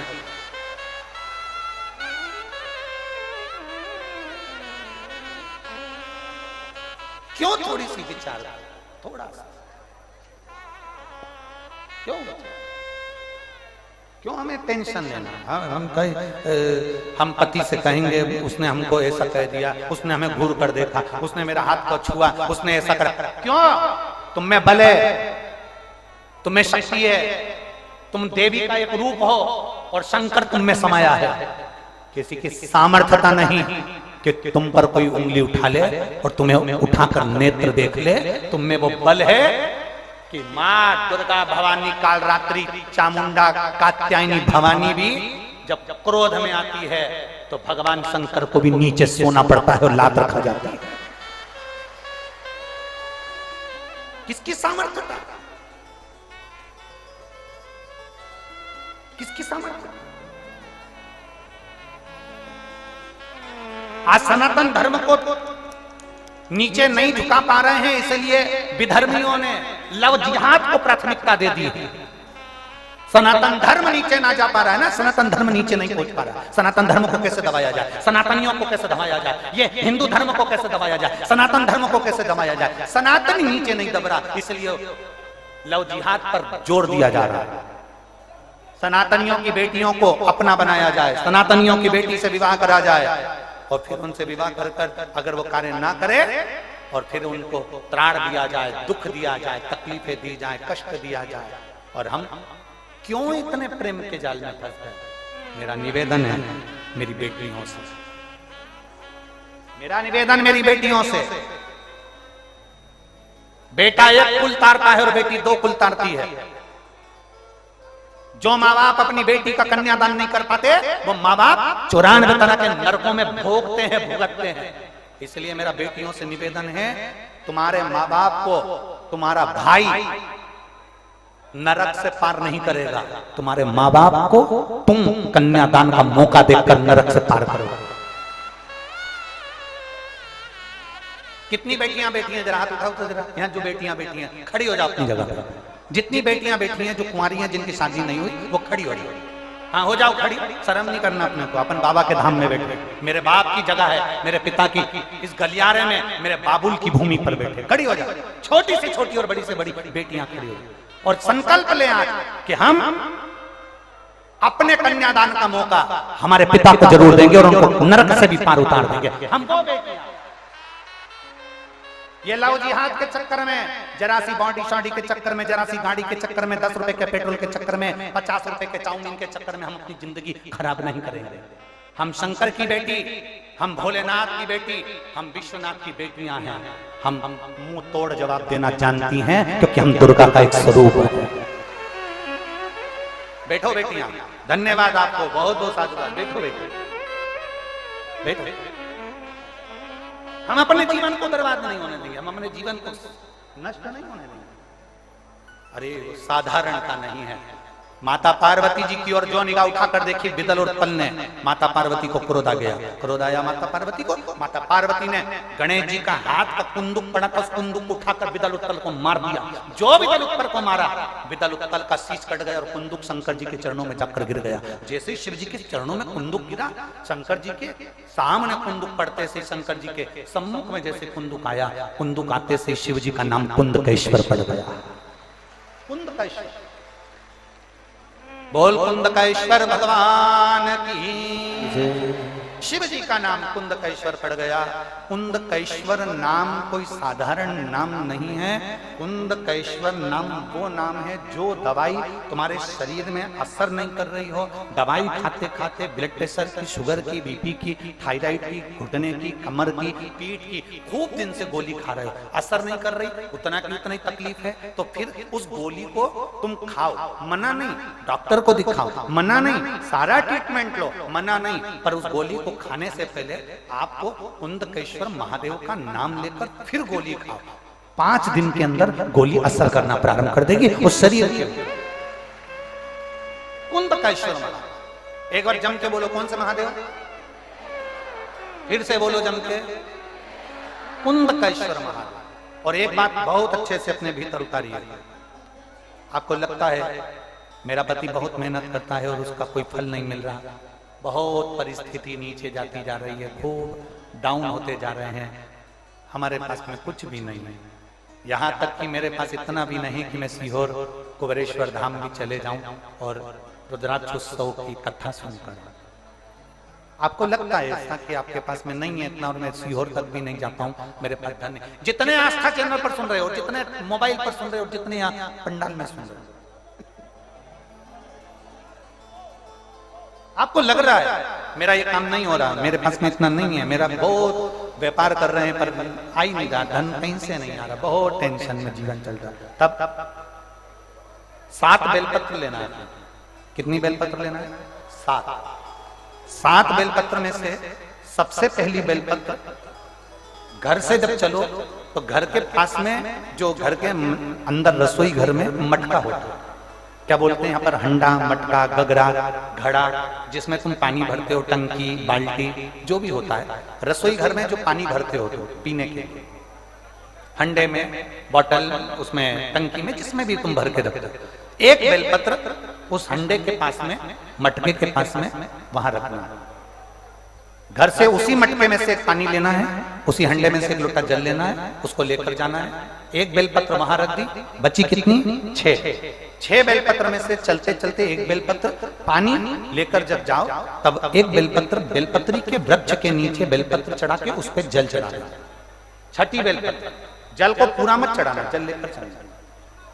5वें नंबर की बेलपत्र नंदीश्वर के पास में, जिस नंदी का पांव ऊपर की ओर हो, एक पांव नीचे दबा रहता है, एक पांव ऊपर वाले पांव के पास में एक बेलपत्र रख देना।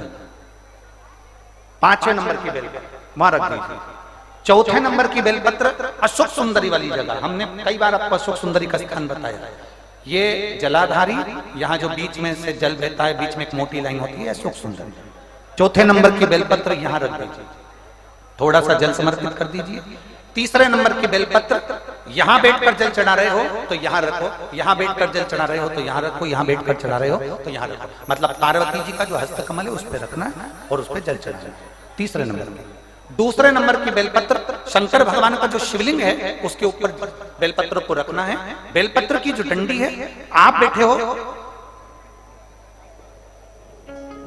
बैठे हो वहां पत्ती का मुंह होना चाहिए, डंडी का मुंह तुम्हारे ठीक विपरीत। बेलपत्र यहां रखें। 2रे नंबर जल चढ़ाएं। एक बेलपत्र जो 7वें नंबर की है, उस बेलपत्र को जो जलाधारी है जल चढ़ाने वाली, उस जलाधारी का स्पर्श कराएं और उस बेलपत्र को वापस लेकर उसमें से थोड़ा सा जल उस जलाधारी में डाल दें। उस बेलपत्र को, जो 7वें नंबर की बेलपत्र है, उसका स्पर्श केवल जलाधारी को कर बाबा से विनती कर उस बेलपत्र को किसी भी दिन आप अपने घर में लाकर रख लो। और कुबेरेश्वर धाम आना चाहते हो, बाबा से विनती कर आना, बाबा ऐसा धन देना कि मैं वहां जाकर लोगों को पानी पिला सकूं, बिस्कुट खिला सकूं, ऐसी कृपा करना।